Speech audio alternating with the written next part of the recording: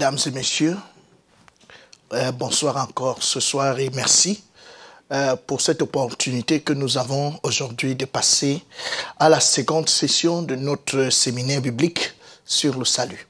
Je voudrais dire que si vous êtes sur cette vidéo sans avoir suivi la première session, il vaut mieux arrêter et écouter d'abord la première session pour mieux comprendre ce dans quoi nous sommes entrés parce que les sessions se suivent. Donc, nous avons déjà eu à parler de l'introduction sur comment on ne naît pas de nouveau et par où est-ce qu'il faut passer pour naître de nouveau. Et nous avons donc déduit hier qu'il fallait écouter Moïse et les prophètes. Je reviendrai dessus dans tous les cas. Alors ce soir, aujourd'hui, nous allons aborder la seconde session. Et si vous permettez, je vais prier. Éternel notre Dieu et notre Père, nous te sommes infiniment reconnaissants pour ton grand amour pour nous. Parce que tu nous as aimés longtemps avant la fondation du monde.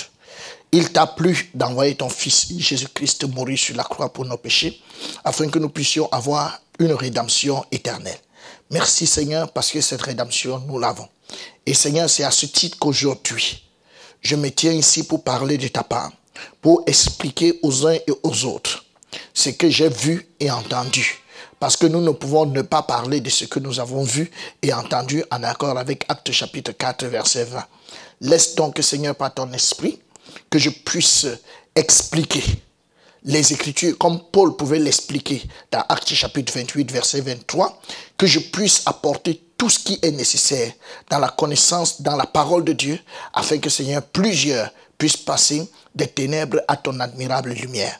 Merci pour ce moment précieux que tu m'accordes et merci Seigneur parce que ton esprit ouvrira le cœur de quelqu'un, ouvrira les oreilles afin que quelqu'un puisse percevoir exactement ce que nous sommes en train de dire. Merci grandement dans le nom précieux de Jésus-Christ, j'ai prié. Amen.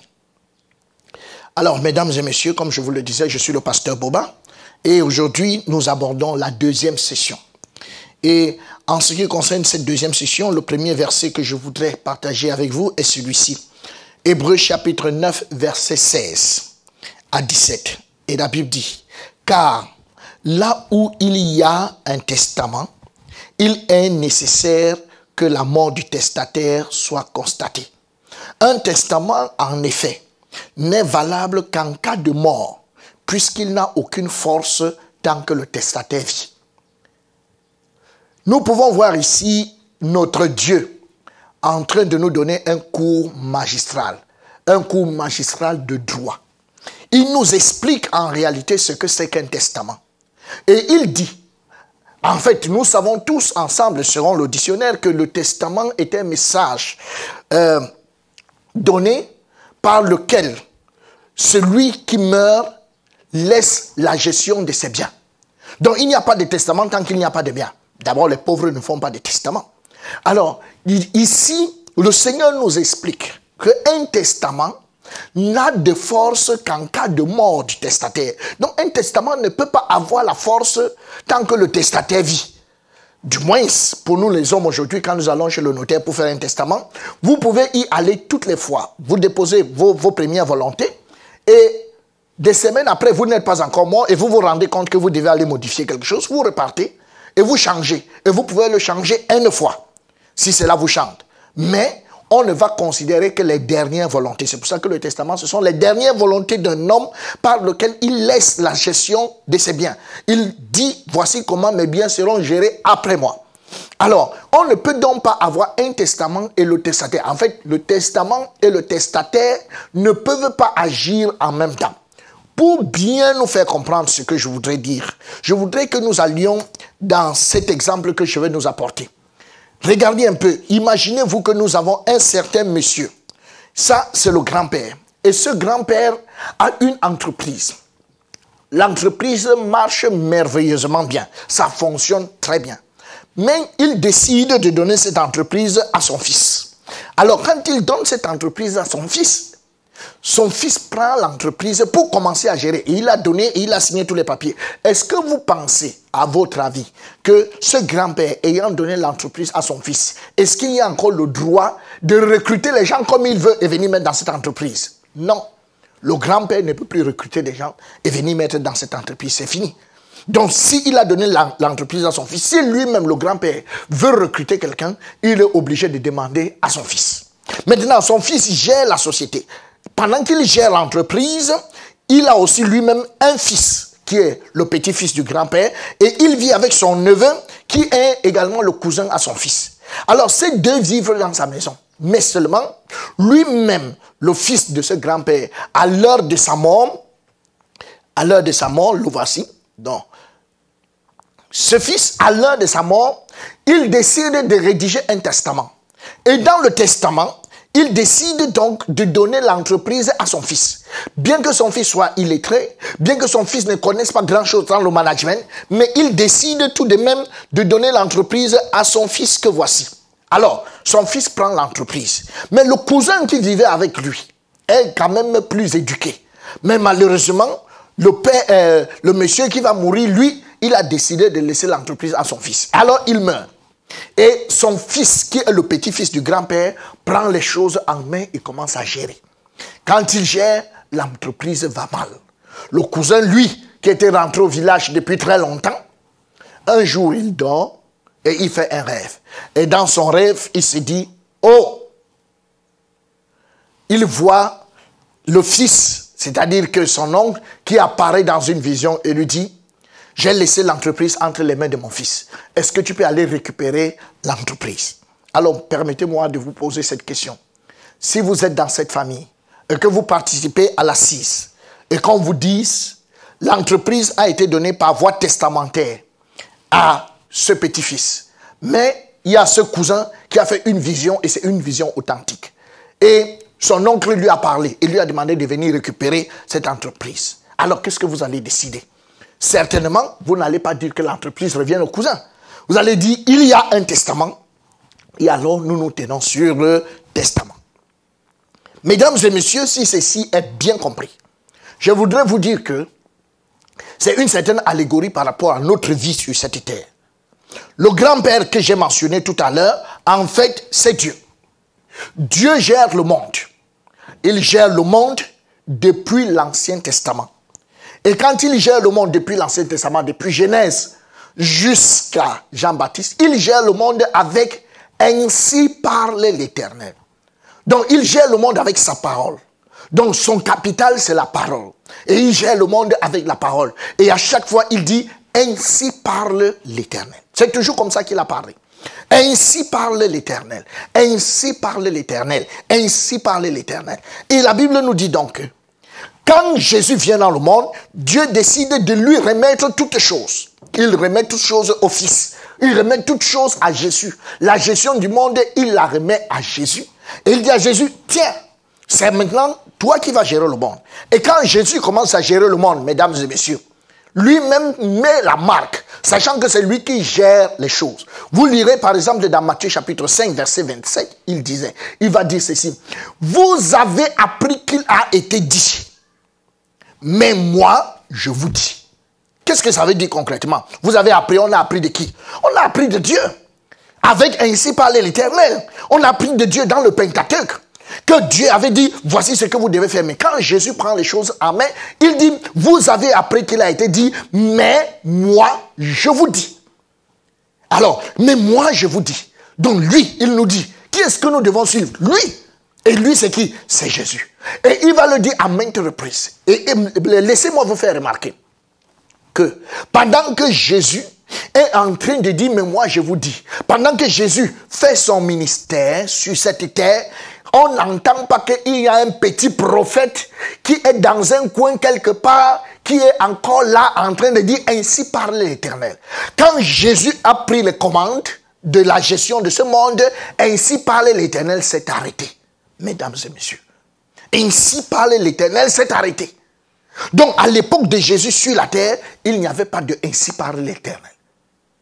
Alors, quand Jésus s'entend sa mort, Jésus va donc décider, écoutez bien ce que le Seigneur dit, et je veux bien que nous voyons ce texte de Jean 17, que dans ce texte de Jean 17, la Bible nous dit, Jean 17, verset 8, « Car je leur ai donné les paroles que tu m'as données, et ils les ont reçues, et ils ont vraiment connu que je suis sorti de toi et ils ont cru que tu m'as envoyé.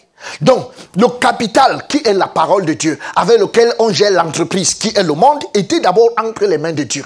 Et la Bible nous dit, voilà ce que Jésus dit, car je leur ai donné les paroles que quoi? Que tu m'as donné.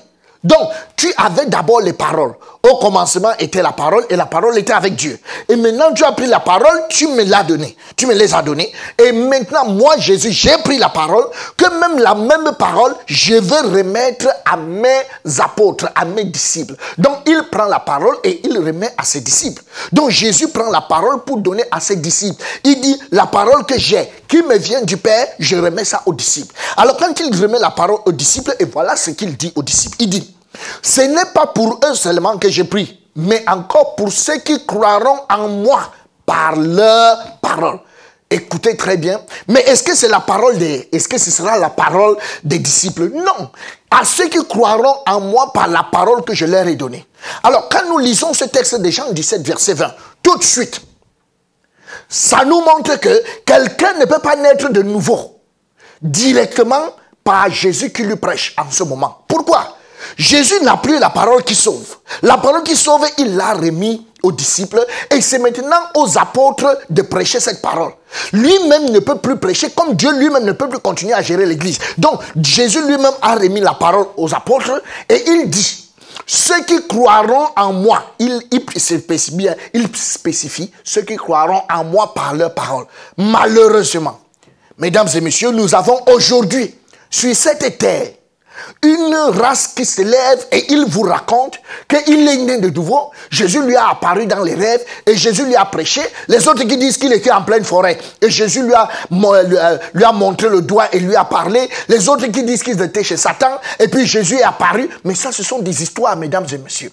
Ça pourrait encore se comprendre si vous nous dites que Jésus m'est apparu et il m'a conduit chez quelqu'un parce que dans toute la Bible, ça se démontre. Laissez-moi vous démontrer. Alors, Jésus veut sauver Corneille. Quand il veut sauver Corneille, il est obligé d'aller prendre un monsieur à qui il avait donné la parole. Et ce monsieur à qui il a donné la parole, c'est Pierre. Et il amène Pierre chez Corneille. Et Pierre va prêcher à Corneille et Corneille sera sauvé. Allez-y lire dans Actes chapitre 10 et Actes chapitre 11. Il en est de même en ce qui concerne Paul. Aucun apôtre ne pouvait parler à Paul.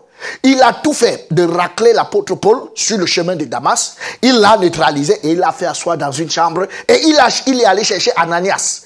Et il a amené Ananias. Et quand il a amené Ananias, Ananias va donc parler à Paul. Allez écouter le témoignage de Paul. Qu'est-ce que Paul va dire? Dans 1 Corinthiens chapitre 15 du verset 3 au verset 4.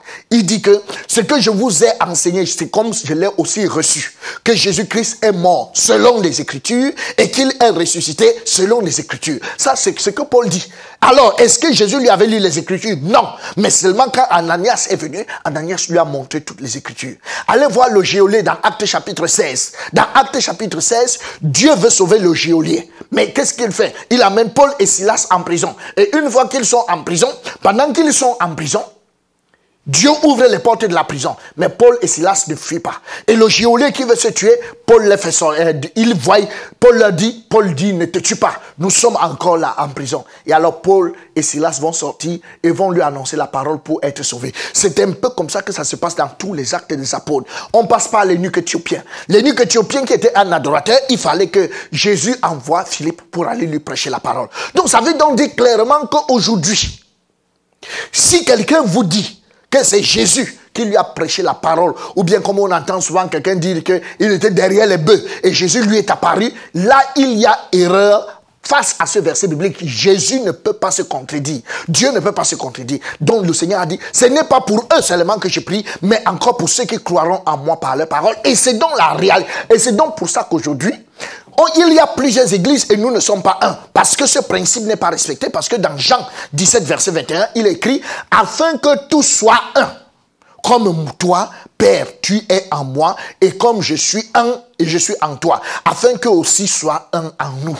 Pour que le monde croie que tu m'as envoyé. En fait, il est difficile aujourd'hui aux uns et aux autres d'être un. Pourquoi? Parce que, en fait, chacun reçoit la parole de sa manière. Mais voici ce que Dieu lui nous demande. Donc, ce qui fait que En revenant sur notre image aujourd'hui, on peut donc se rendre compte que Jésus reçoit la parole, il la donne aux apôtres. Et les apôtres donc, aujourd'hui, peuvent donc distiller cette parole. Donc depuis que cette parole a commencé avec Pierre, Dieu, au travers des âges, au travers des âges de l'église, commençant à l'église d'Éphèse jusqu'à l'église de Laodicée, Dieu a toujours préservé un petit nombre. Il n'a jamais permis que le lumignon s'éteigne. Qu'il y ait toujours un petit nombre qui soit capable de garder la véritable parole pour amener des gens au salut. Et c'est de ce nombre-là que moi aussi j'ai été, parce que j'ai été pasteur pendant plusieurs années, sans pour autant être sauvé. Mais c'est en 2010 que je vais rencontrer cette parole, ce petit lumignon, et que ça va éclairer mon âme et que moi-même, je vais être sauvé et je vais devenir une lumière. Alors, mes chers amis, c'est la raison donc pour laquelle nous pouvons lire qu'aujourd'hui, il y a tellement de faux pasteurs qui sont les cousins et qui viennent vous raconter n'importe quoi. C'est-à-dire qu'eux, ils ne sont pas nés selon la lignée. Permettez-moi de vous dire, il n'y a pas de génération spontanée. Non, non, non, non, non. Il n'y a pas de génération. Je dormais puis je suis né de nouveau. Non, c'est une lignée. C'est toujours une lignée et ce sera toujours une lignée. C'est la raison pour laquelle nous pouvons bien lire ce texte de Hébreux chapitre 1, verset 1 qui nous dit: après avoir autrefois, à plusieurs reprises et de plusieurs manières, parlé à nos pères par les prophètes, après avoir autrefois, à plusieurs reprises et de plusieurs manières, parlé à nos pères par les prophètes. Alors Dieu, ça après avoir autrefois, on a dit autrefois. Et de plusieurs manières, Dieu a parlé par les prophètes. Ça, c'est avant Jésus. Au temps de Jésus, Jésus a dit que lui-même, il prend les commandes à main. Et maintenant, au temps des apôtres, qu'est-ce qu'on a? Dieu, dans ces derniers temps, nous a parlé par le Fils. Donc, le Fils est la dernière personne à qui Dieu s'adresse. Il dit, Dieu nous a parlé par le Fils qu'il a établi héritier de toutes choses par lesquelles il a aussi créé le monde. Donc, Dieu, Jésus et tous ses contemporains, Jean-Baptiste, Jean et tous les autres sont les dernières personnes à qui Dieu va parler. Après eux, le testament est complet. Quand on finit avec Apocalypse, le testament est complet et le testament est scellé. À la fin du testament, on dit, il est écrit que n'ajoutez rien et ne retranchez rien. Donc, ça veut dire qu'avec la fin du testament, il n'est pas concevable qu'aujourd'hui, qu'on trouve encore des individus qui se lèvent et qui disent ainsi parle l'Éternel. S'il vous plaît, à quelle heure? Nous sommes à l'époque de il est écrit.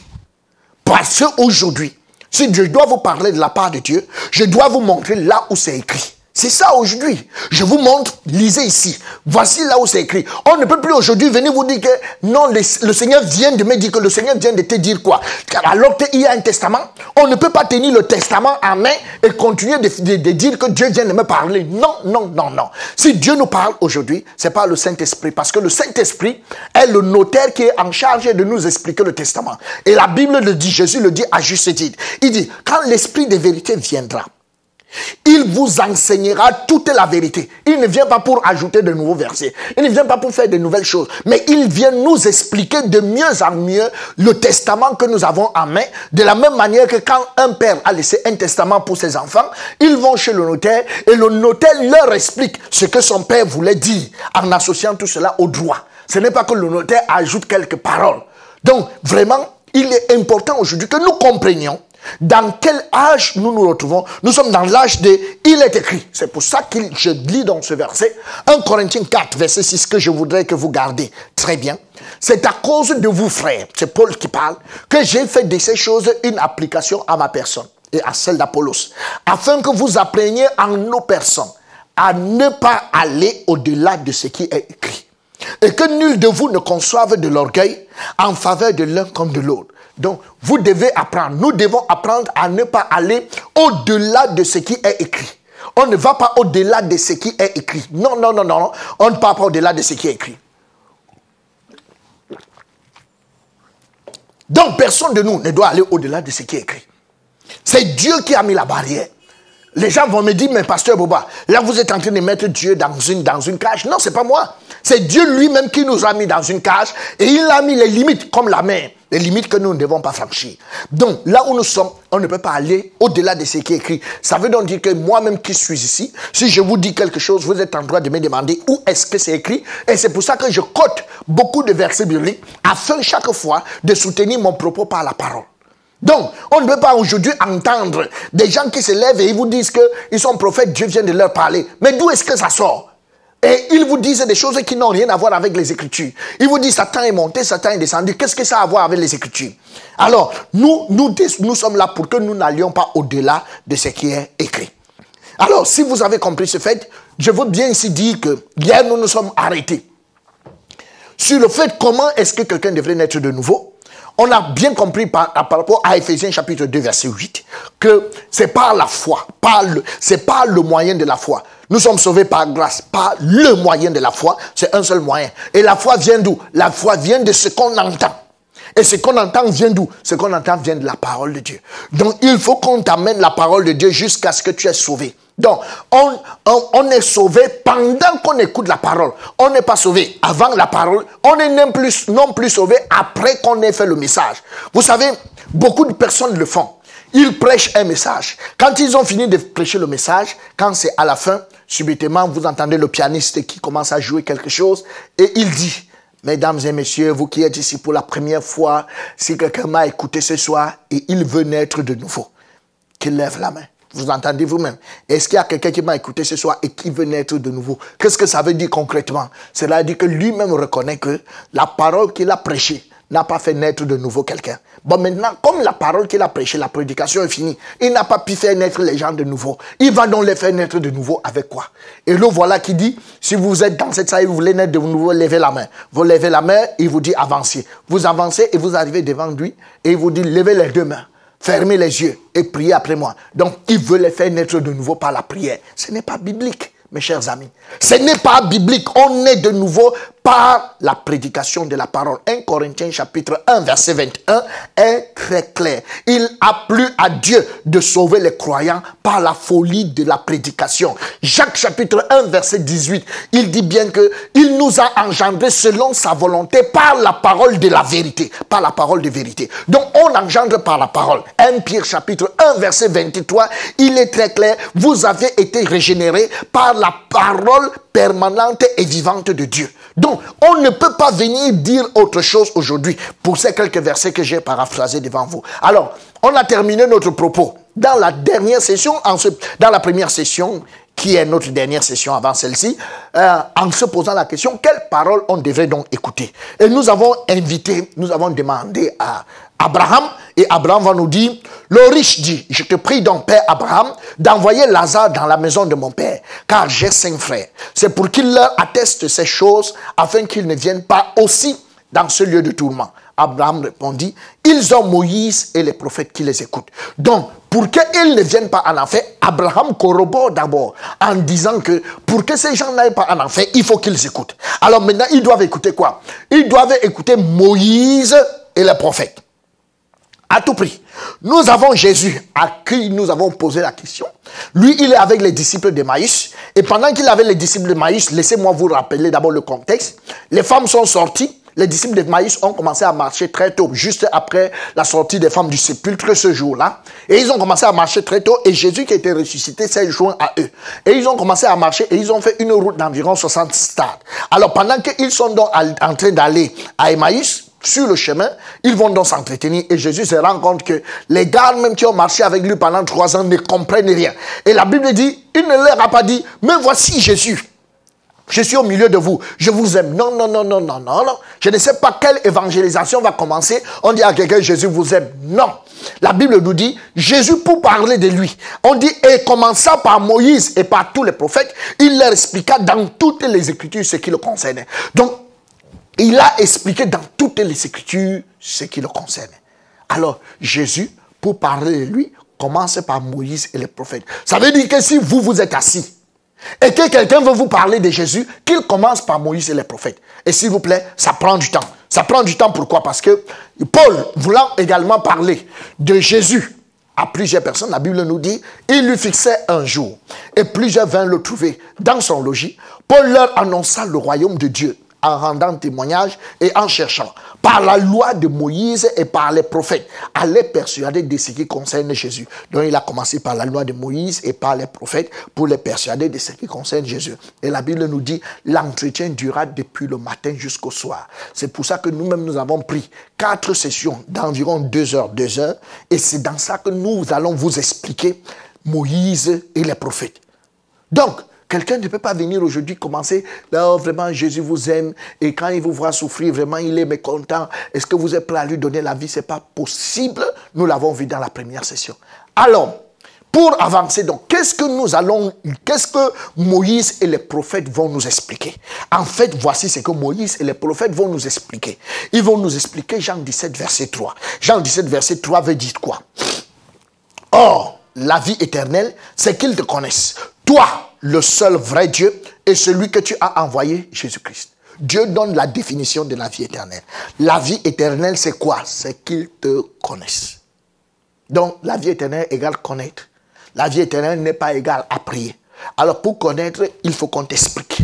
C'est pour ça qu'il a dit, on est de nouveau en écoutant. Donc, pour connaître, il faut qu'on t'explique. Il dit donc, oh, la vie éternelle, c'est qu'ils te connaissent. Virgule. On doit connaître qui? Toi, le seul vrai Dieu. On doit d'abord connaître Dieu. Et conjonction de coordination. Celui c'est un pronom démonstratif qui indique un parmi plusieurs. Et celui que tu as envoyé, Jésus-Christ. Donc Dieu a envoyé beaucoup de gens, mais il faut connaître celui qu'il a envoyé, qu'on appelle Jésus-Christ. Il faut le connaître. Alors, pourquoi donc Dieu peut dire que il faut qu'il te connaisse, toi le seul vrai Dieu? Pourquoi toi le seul vrai Dieu? C'est que sur cette terre, il est à noter que 1 Corinthiens chapitre 8 verset 5. Car s'il est des êtres qui sont appelés Dieu, soit dans le ciel, soit sur la terre, comme il existe réellement plusieurs dieux et plusieurs seigneurs. Donc Dieu dit qu'il existe plusieurs dieux dans le ciel et sur la terre. Donc, ne soyez pas étonnés si quelqu'un vous dit, mon Dieu.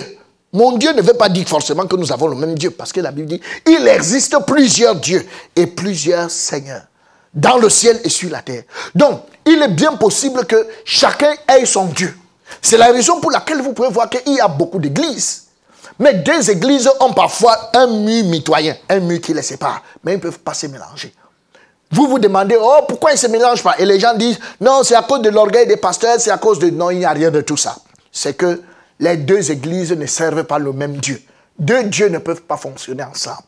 Donc, cette église a son Dieu et ici a son Dieu. 2 dieux ne fonctionnent pas ensemble. Et permettez-moi aussi de vous dire, ces autres dieux continuent de parler. Ce sont eux qui continuent de parler dans les gens. Ce sont eux qui continuent de s'exprimer dans la vie des gens. Quand vous entendez que Dieu vient de me parler, beaucoup, ce sont les autres dieux, pas le seul vrai Dieu. Parce que le seul vrai Dieu, lui, ne parle plus. Pourquoi? Parce qu'il a un testament. Il a laissé un testament. Alors, tous les autres dieux n'ont pas de testament. Et pour se faire valoir, ils sont obligés de parler. Et parce qu'ils ont commencé par donner un faux Saint-Esprit aux gens. Et ils continuent de parler dans ces gens. Et les gens peuvent se lever chaque matin. Vraiment, je dormais cette nuit et puis Dieu m'a parlé. Mais si Dieu t'a parlé dans la nuit, s'il t'a vraiment parlé, mais tu es là, moi je suis là, est-ce que Dieu nous craint? Qu'il reparle maintenant, on voit. Mais seulement Dieu ne reparlera pas. Donc vous voyez que les gens sont sous la séduction. Et je me demande si vous n'êtes pas séduits vous-même. Donc, nous pouvons donc nous rendre compte qu'il y a plusieurs dieux et plusieurs seigneurs.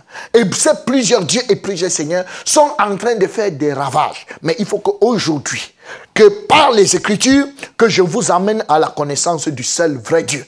Il en est de même en ce qui concerne Jésus. Écoutez vous-même ce que la Bible dit.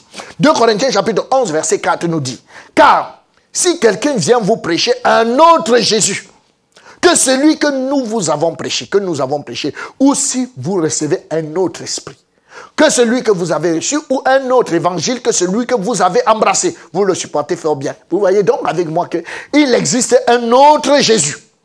Il existe, et quand on vous recevez un autre Jésus, l'autre Jésus vous donne droit à un autre esprit. Cet autre esprit vous est communiqué par un autre évangile. Et c'est la raison pour laquelle, si vous avez un autre Jésus là où vous êtes, si vous ne saviez même pas qu'il existait un autre Jésus, ça veut dire que vous êtes déjà séduit parce que celui que vous avez est sûrement le faux. Si vous ne saviez pas qu'il y avait plusieurs dieux, c'est sûr que le Dieu en qui vous croyez, c'est un autre Dieu, pas le seul vrai Dieu. Mais aujourd'hui, nous voulons connaître le seul vrai Dieu et celui qui l'a envoyé. Et comment nous pouvons faire pour connaître le seul vrai Dieu? Pour connaître le seul vrai Dieu, nous devons passer par les faits historiques. Dans les faits, nous allons commencer par les faits historiques. Ça, c'est ce que nous allons voir aujourd'hui. Nous allons passer par les faits historiques et nous allons voir la relation de ce Dieu avec Israël. Donc, nous allons commencer par les faits historiques. Pour connaître ce vrai Dieu, nous avons ici Josué chapitre 2, du verset 10 au verset 11. Ce texte nous dit, « Car nous avons appris comment, à votre sortie d'Égypte, l'Éternel a mis à sec devant vous les eaux de la mer Rouge et comment vous avez traité les deux rois des Amoréens au-delà du Jourdain, Sion et Or, que vous avez dévoués par interdit. Nous l'avons appris et nous avons perdu courage. Nous avons perdu courage et tous nos esprits sont abattus à votre aspect. Car c'est l'Éternel, votre Dieu, qui est Dieu, en haut, dans les cieux et en bas, sur la terre. » Ça, c'est le témoignage de Rahab. Rahab va apprendre qu'est-ce qui s'est passé. Et comment est-ce que Dieu a permis au peuple d'Israël de traverser la mer Rouge? Quand Rahab va l'apprendre, son cœur va être bousculé à l'intérieur et elle va savoir que c'est lui, c'est leur Dieu qui est le seul Dieu. C'est sa conclusion. On ne lui a pas dit, répète que c'est Dieu qui est Dieu. Répète que c'est... Non, non, non, non. On lui a expliqué. Et maintenant, nous allons vous expliquer des choses, des faits historiques pour vous démontrer que c'est Dieu qui tient toutes choses entre ses mains. Alors, commençons par le jardin d'Éden. Et là, par le jardin d'Éden, et la question, les bonnes questions qu'on va se poser, c'est de savoir, est-ce que le jardin d'Éden est vrai? Où était-il localisé? Et qu'est-il arrivé au jardin d'Éden? Y a-t-il des évidences de son existence? Alors, est-ce que le jardin d'Éden est vrai? Alors, Genèse chapitre 2, verset 8, la Bible dit, « Puis l'Éternel Dieu planta un jardin en Éden, du côté de l'Orient, et il y mit l'homme qu'il avait formé. » Donc le jardin d'Éden n'était pas au ciel, c'est d'abord sur la terre, du côté de l'Orient. Mais comment est-ce qu'on peut le retrouver? Allons lire Genèse chapitre 2. Genèse chapitre 2. Un fleuve sortait d'Éden pour arroser le jardin. Et de là, il se divisait en 4 bras. Le nom du premier est Pichon. C'est celui qui entoure tout le pays d'Avila, où se trouve l'or. L'or de ce pays est pur. On y trouve aussi l'obdélium et la pierre d'onyx. Le nom du second fleuve est Guion. C'est celui qui entoure tout le pays de Couche. Le nom du troisième fleuve est Hiddekel. C'est celui qui coule à l'orient de la Syrie. Le quatrième fleuve, c'est l'Euphrate. Alors, on nous dit, pour retrouver le jardin d'Éden, nous avons 4 fleuves. Pichon, Guion, Hiddekel ou bien Tigre et l'Euphrate. Alors, nous allons immédiatement passer sur notre map monde pour voir si nous pouvons retrouver ces cours d'eau. Alors, sur notre map monde, nous voyons que jusqu'aujourd'hui, le Tigre existe encore. Et ça, là, ça traverse l'Irak. Nous avons également l'Euphrate qui traverse également l'Irak. C'est pour ça qu'on a parlé de Mésopotamie, parce que la Mésopotamie, c'est une partie de terre entre 2 fleuves. C'est comme ça qu'on a toujours appelé l'Irak. Donc, nous voyons ici que ces 2 fleuves existent encore sur cette terre. Et là, nous avons la version originale. Donc, ça veut dire que là, le jardin d'Éden se serait retrouvé à cet endroit. Ça, c'est une photo du Tigre que je vous présente. Et ça, c'est une photo de l'Euphrate. Alors, si nous avons l'Euphrate et nous avons le Tigre, il nous reste 2 cours d'eau. Ces 2 cours d'eau aujourd'hui sont le Pichon et Guion. Alors, nous nous rendons compte que la NASA, avec les prises de vue satellitaires lors de la guerre du Golfe, a essayé de voir, de regarder le sous-sol par les rayons X, le sous-sol irakien, et on s'est rendu compte que Pichon et Guion sont 2 cours d'eau qui existent encore, mais qui sont à 6 mètres sous le sol du désert du Sahara. Donc ça veut dire que les 4 fleuves existent. Et ce n'est pas seulement ça qu'on a trouvé, on a aussi trouvé des fossiles. Des fossiles, des peintures rupestres comme celle-ci qui dataient de près de 5500 ans. Et vous voyez que dans ces peintures rupestres trouvées à cet endroit, il y a bien des bergers. On ne peut pas élever des animaux comme ça là où il n'y a pas d'eau et il n'y a pas d'herbe. Ça veut dire qu'à cet endroit, il y avait de l'herbe et il y avait de l'eau auparavant. Nous, on a aussi trouvé des fossiles d'arbres, des troncs d'arbres d'environ 100 mètres de longueur. Un arbre qui a environ 100 mètres de longueur, un tronc, et avec le temps, ils sont en train de devenir comme des pierres. Et ce n'est pas tout. Nous, on a aussi trouvé à cet endroit les fossiles de libellules. Ça, c'est une libellule. Et quand on a mesuré son envergure, c'est-à-dire la longueur entre ces 2 ailes, on a donc trouvé que c'était au moins long de 1 mètre. Ça, c'est la libellule. Or, aujourd'hui, la libellule, c'est un très petit animal qui se retrouve dans les endroits humides en forêt. Aujourd'hui, elle a une grandeur d'environ 5 disons 5 cm ou 10 cm au plus. Mais là, nous avons trouvé des libellules qui ont environ 1 mètre d'envergure. Ça, c'est ce qui existait. Et on se demande bien, mais pourquoi c'était si grand? Et en fouillant bien, on a trouvé les carcasses aussi des animaux qui étaient tellement gigantesques et qui n'existent pas aujourd'hui. Et nous avons aussi, par la grâce de Dieu, trouvé pour vous le fémur d'un homme. Et le fémur d'un homme, un géant, et ce fémur a environ 1 mètre et demi. Le fémur, pour vous dire, c'est l'os de la cuisse, environ 1 mètre et demi. Et si le fémur a environ 1 mètre et demi, ça veut dire que cet homme devrait avoir environ 3 à 4 mètres de hauteur. Donc, ça veut dire que les hommes étaient très grands. Donc, les arbres aussi étaient très grands. Si les arbres aussi étaient très grands, on se pose la question, pourquoi ce gigantisme? Pourquoi tout était si grand? Alors, c'était si grand pourquoi Genèse chapitre 1, verset 7 explique.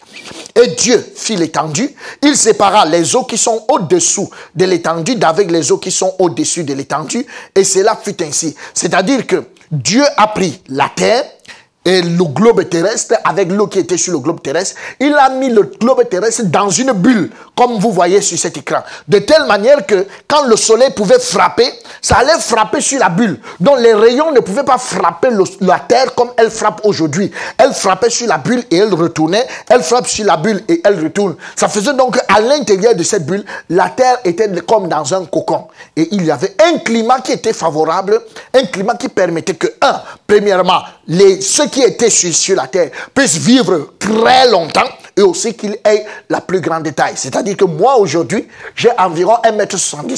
Mais laissez-moi vous dire, ce n'est pas ma taille normale. En principe, je devrais avoir, les gens me regardent aujourd'hui et ils disent que je suis court, mais ce n'est pas ma taille.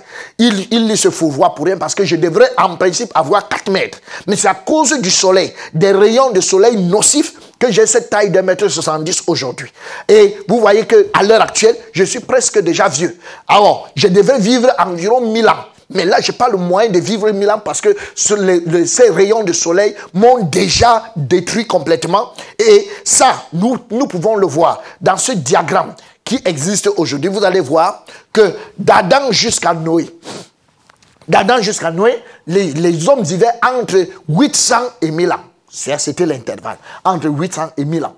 Mais après Noé, pourquoi? Lors du déluge, Dieu a enlevé cette nappe d'eau qui couvrait la terre. Il a fait tomber ça sur la terre pour inonder la terre. Et comme il a enlevé cette nappe d'eau, depuis Noé donc jusqu'à nos jours, il n'y a plus cette nappe d'eau. Et le soleil peut nous frapper avec toute son intensité. C'est pour ça que vous pouvez voir que le diagramme de la vie et peut descendre, comme vous le voyez un peu ici, de l'espérance de vie peut descendre. Et là, aujourd'hui, nous sommes à 70 ans. Donc, si quelqu'un a 70 ans aujourd'hui, on sous-entend qu'il est déjà vieux. Alors, les bonnes questions qu'on peut se poser aujourd'hui, où est passé le jardin d'Éden? Le jardin d'Éden est où aujourd'hui? Alors, Ézéchiel 31, verset 18 répond à cette question. À qui ressembles-tu ainsi en gloire et en grandeur parmi les arbres d'Éden? Tu seras précipité avec les arbres d'Éden dans les profondeurs de la terre. Tu seras couché au milieu des incirconcis. Au milieu des incirconcis, avec ceux qui ont péri par l'épée. Voilà Pharaon et toute la multitude, dit le Seigneur l'Éternel.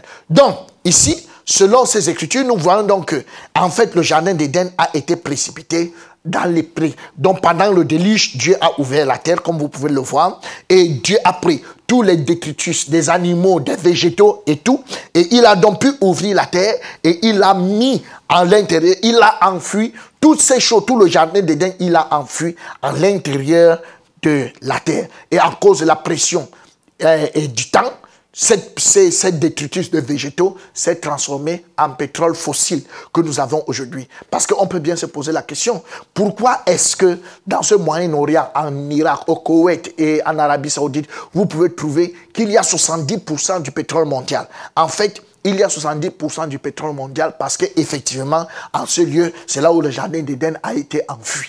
Et là, nous pouvons bien le comprendre aujourd'hui. Voilà en fait ce qui s'est passé avec le jardin d'Éden qui a existé. Et l'évidence de tous les puits de pétrole que nous avons dans cette zone démontre à suffisance. C'est ça l'évidence que, effectivement, le jardin d'Éden a été à cet endroit parce qu'aujourd'hui, nous n'avons pas de verdure à cet endroit. On serait content aujourd'hui d'avoir le pétrole en Amazonie et nous pouvons aussi avoir...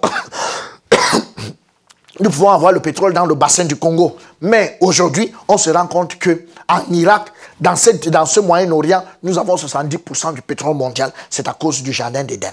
Alors, passons à la deuxième évidence qui est l'arche de Noé. Est-ce que le déluge a effectivement eu lieu? Parce que j'en ai parlé.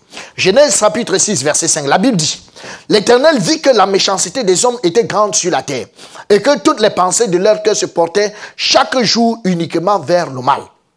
Alors, l'Éternel dit, j'exterminerai de la face de la terre l'homme que j'ai créé, depuis l'homme jusqu'au bétail, aux reptiles et aux oiseaux du ciel, car je me répands de les avoir faits. Alors, l'Éternel dit à Noé, fais-toi une arche de bois de gopher. Tu disposeras cette arche en cellules et tu l'enduras de poids en dedans et en dehors. Donc, Dieu va détruire la terre et il dit à Noé, parce que Noé a trouvé grâce. Noé était condamné comme tous les autres, mais Noé va trouver grâce. Noé ayant trouvé grâce devant Dieu, Dieu va lui dire, fais-toi une arche de bois de gopher. Il trouvait d'abord grâce avant de faire l'arche. Ce n'est pas qu'il fait d'abord l'arche pour trouver grâce. Non, il va trouver grâce au Dieu du Seigneur. Dieu va dire, toi, je ne te détruirai pas. Et la grâce, c'est une faveur imméritée qui vient de Dieu. Et Dieu, ayant donc décidé ainsi, va lui dire donc de faire l'arche. Et Dieu lui donne exactement les dimensions. Voici comment tu feras l'arche. L'arche aura 300 coudées de longueur, 50 coudées de largeur et 30 coudées de hauteur. Il lui dit quel genre de bois il doit utiliser, le bois de gopher, et il lui donne les dimensions. Ça veut dire que pour votre salut, Dieu va vous donner les dimensions exactes. Comment est-ce que votre foi doit être construite? Et il faut faire exactement. Parce que si Dieu dit, tu vas faire ça avec 300 coudées. S'il met 288 coudées, il meurt.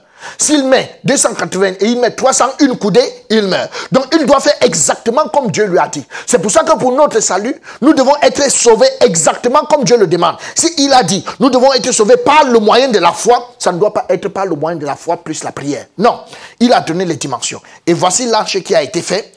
Nous pouvons donc voir la longueur 100 mètres, 150 mètres, parce qu'une coudée, c'est environ un demi-mètre. La largeur, 25 mètres et la hauteur, 15 mètres. C'est un grand bâtiment. Très grand bâtiment, mais ce grand bâtiment qui est équivalent à presque 4 étages, on va donc se rendre compte que ce grand bâtiment n'a qu'une seule porte. Et alors, tous ceux qui doivent être sauvés doivent tous passer par la même porte. Donc, ceux qui devront être sauvés passent tous par la même porte. Il n'y a pas des gens qui viennent et qui passent par leur porte. Et pour nous, pour être sauvés, nous devons passer par la porte étroite. Et là, maintenant, nous voyons Noé qui est en train d'appeler tous ses compatriotes à entrer dans l'arche. Mais eux, ils n'entrent pas dans l'arche, mais il y a un miracle qui se passe. Le miracle qui se passe, c'est que nous voyons sur cette image qui nous instruit à suffisance, nous voyons des animaux qui viennent deux par deux pour entrer dans l'arche. Qu'est-ce que cela signifie? Nous voyons déjà que, qui a dit aux animaux que là, il y a le déluge qui arrive? Dieu. Alors maintenant, les éléphants marchent toujours par troupeau. Mais comment se fait-il que dans un troupeau d'éléphants, un mâle et une femelle se détachent? Et ils prennent la route qui mène à l'arche. Et ils connaissent la porte puisqu'ils n'ont rien demandé à Noé. Noé n'est pas allé chercher les animaux en brousse, mais les animaux sont venus deux par deux. Cela veut dire que Dieu, en matière de salut, coordonne entièrement le salut. C'est lui qui met en marche tout ce qui est nécessaire pour que l'homme doit être sauvé. C'est pour ça que le Seigneur a dit, cela ne vient pas de vous, c'est le don de Dieu. C'est le don de Dieu. Alors, les animaux vont venir deux par deux. Parmi les animaux, il y a les animaux très rapides comme le guépard. Et il y a aussi des animaux très lents comme le paresseux, comme les escargots ou bien comme la tortue. Mais tous ces animaux, on les retrouve aujourd'hui. Ça veut dire qu'ils étaient dans l'arche. Ça veut dire qu'il n'y a pas question. Il y a des gens qui arriveront très tôt. Il y a des gens qui arriveront très tard. Mais tous ceux qui ont été prévus pour entrer dans l'arche, ils entreront exactement. Donc ne soyez pas choqués en vous disant, mais pourquoi c'est maintenant que moi j'écoute cette parole? Pourquoi je ne l'ai pas écoutée depuis? Pourquoi Dieu a d'abord permis que je parte d'abord d'église en église et que j'écoute aujourd'hui? Non. Chacun arrive à entrer dans l'arche en son temps. Peut-être vous êtes un escargot et vous venez doucement, doucement, mais l'essentiel est d'entrer dans l'arche. Alors, quand tout le monde est entré dans l'arche, la Bible nous dit que Dieu a fermé la porte de l'arche. Quand il a fermé, c'est lui qui a fermé. Là, Noé est entré avec sa femme, ses enfants et les enfants de ses enfants, et c'était tout. Il n'est pas entré avec belle-mère, beau-père et tout, il n'y avait pas de ça. Donc quand ils sont entrés, Dieu lui-même a fermé la porte. Quand il a fermé la porte, en l'an 600 de la vie de Noé, le second mois, le 17e jour du mois, en ce jour-là, toutes les sources du grand abîme jaillirent et les écluses des cieux s'ouvrirent. Et les eaux se retiraient de dessus la terre, donc il a plu pendant près de 150 jours, et les eaux se retiraient de dessus la terre. il a plu pendant 40 jours et 40 nuits et les eaux se retiraient de la terre, s'en allant et s'éloignant. Et les eaux diminuèrent au bout de 150 jours. Donc les eaux ont commencé à diminuer au bout de 150 jours. Et la Bible nous dit que le 7e mois, le 17e jour du mois, l'arche s'arrêta sur les montagnes d'Ararat. Alors, comment est-ce qu'on peut savoir si le déluge a eu lieu ou il n'a pas eu lieu? La seule chose pour savoir si ça a eu lieu ou ça n'a pas eu lieu, c'est d'aller voir les montagnes d'Ararat s'il se trouve l'arche. Et effectivement, Ararat, il y a une chaîne montagneuse qu'on appelle les montagnes d'Ararat qui se trouvent à la frontière entre la Turquie et l'Arménie. C'est une chaîne montagneuse et là, il y a les montagnes d'Ararat et il y a le grand Ararat qui est cette grande montagne. Ce que vous voyez au-dessus, c'est de la glace. Et on s'est bien posé la question, comment une montagne peut avoir de la glace en plein désert? Et cette glace existe tout le temps. Permettez-moi de vous le dire, Dieu est le grand architecte. Il savait que l'arche sera en bois. Et les charançons ne peuvent pas excuser de ronger l'arche, même comme c'est le bois de gopher. C'est pour ça qu'il a prévu un frigo à ciel ouvert, un réfrigérateur à ciel ouvert, où il devait venir poser l'arche, afin que l'arche ne soit pas détruite et que cela soit une évidence pour vous aujourd'hui que l'arche de l'Éternel a existé. Et si l'arche de l'Éternel a existé, ça veut effectivement dire que le déluge a existé. Donc, ce qui fait donc que Dieu a donc posé l'arche sur la montagne d'Ararat et un Français nommé Fernand Navarra va survoler cette montagne et va se rendre compte qu'il y avait quelque chose de grand sur cette montagne. Il va prendre son fils et ils vont faire une expédition. Et quand ils iront, il va juste couper un morceau de bois qui va rentrer examiner dans 3 laboratoires au carbone 14 et ils vont se rendre compte que ces bois est effectivement le bois de gopher et il date de l'âge du déluge. Alors, par rapport donc à ça, une expédition sino-japonaise va se rendre sur les lieux en 2010 et pendant qu'ils vont entrer donc dans l'arche et ils vont entrer tel que vous pouvez le voir et ils vont vérifier à l'intérieur les dimensions. Et ils vont se rendre compte que les dimensions sont exactement celles de l'arche. Ils vont tout mesurer et ils vont passer d'un compartiment à un autre. Et comme vous pouvez voir, tout ce qu'ils ont pu trouver à l'intérieur, ici, nous avons l'enduit de poids qui était dedans. Et nous avons ici tout ce qu'ils ont pu ressortir à l'intérieur comme étant des éléments. Et quand on a tout daté au carbone 14, effectivement, tout ceci est comme inscrit dans la Bible. Et on peut donc se rendre compte, parce qu'ils ont écrit dans le South China Morning Post que, en fait, l'arche a pu être retrouvée par les évangélistes. Ceci est donc une évidence que, effectivement, l'arche a existé. Et nous pouvons aussi voir que il y a effectivement eu le déluge. Il y a effectivement eu le déluge. Pourquoi? Parce que ici, c'est le Grand Canyon. Quand nous regardons les stries, on peut se rendre compte que ces stries du Grand Canyon se sont faits par le dépôt des sédiments lorsque l'eau se retirait petit à petit. Et ça, nous pouvons le voir. Et nous pouvons aussi voir qu'effectivement, il y a eu le déluge parce que selon Job chapitre 37, verset 9, l'ouragan vient du midi et le froid des vents du nord. Et la Bible nous dit, par son souffle, Dieu reproduit la glace, il réduit l'espace où se répandait l'eau. Donc, il y avait l'eau sur la terre et Dieu peut donc souffler. Quand il souffle, l'eau part au niveau des pôles. Et quand ça arrive au niveau des pôles, pôle nord et pôle sud, Dieu les fait congeler par son souffle. Et quand il congèle par son souffle, on peut donc avoir, au pôle nord, on peut avoir tous ces grands glaciers. Et au pôle sud, nous avons ces grands glaciers qui existent aujourd'hui et qui sont effectivement en train de fondre. Et nous allons aussi, dans les mers, on va se rendre compte que Dieu a fait des grandes citernes dans les mers où il a pris de l'eau pour aller stocker. Et ça existe dans les mers. Et on peut donc se rendre compte que vous êtes en pleine mer, l'eau est salée, mais il y a des endroits dans la mer, à l'intérieur, vous allez vous goûter, vous vous rendez compte que l'eau n'est pas salée. C'est Dieu qui a stocké l'eau dans la mer. Et en plus de ça aussi, nous avons ici le mont Himalaya. Et le mont Himalaya est tellement grand et on est très étonné que sur le mont Himalaya, on peut rencontrer là des fossiles, des fossiles des animaux marins, permettez-moi de dire comme ça, des êtres marins. Et là, ce sont des coquillages. Qu'est-ce que ça va aller chercher? Qui allait déposer ça sur le mont Himalaya? Non, ça veut dire que le mont Himalaya avait été immergé. Et c'est maintenant, et par ceci, Dieu a donc retenu ces animaux marins afin que nous puissions aujourd'hui constater que effectivement, il y a eu le déluge. Alors, ceci est donc une évidence, selon les instructions sur les faits historiques, que, en fait, à l'âge de Noé, Noé a obéi. il a été sauvé, mais Dieu avait détruit le monde par l'eau, mais que Dieu aujourd'hui va détruire le monde très bientôt par le feu de nos jours. Il va détruire par le feu. Et nous devons être préparés par rapport à ça. Selon Sophonie chapitre 1 verset 3, il dit « Je détruirai les hommes et les bêtes, les oiseaux du ciel et les poissons de la mer, les objets de scandale et les méchants. Avec eux, j'exterminerai les hommes de la face de la terre, dit l'Éternel. » Donc Dieu va détruire le monde. Et il dit « Le grand jour de l'Éternel est proche.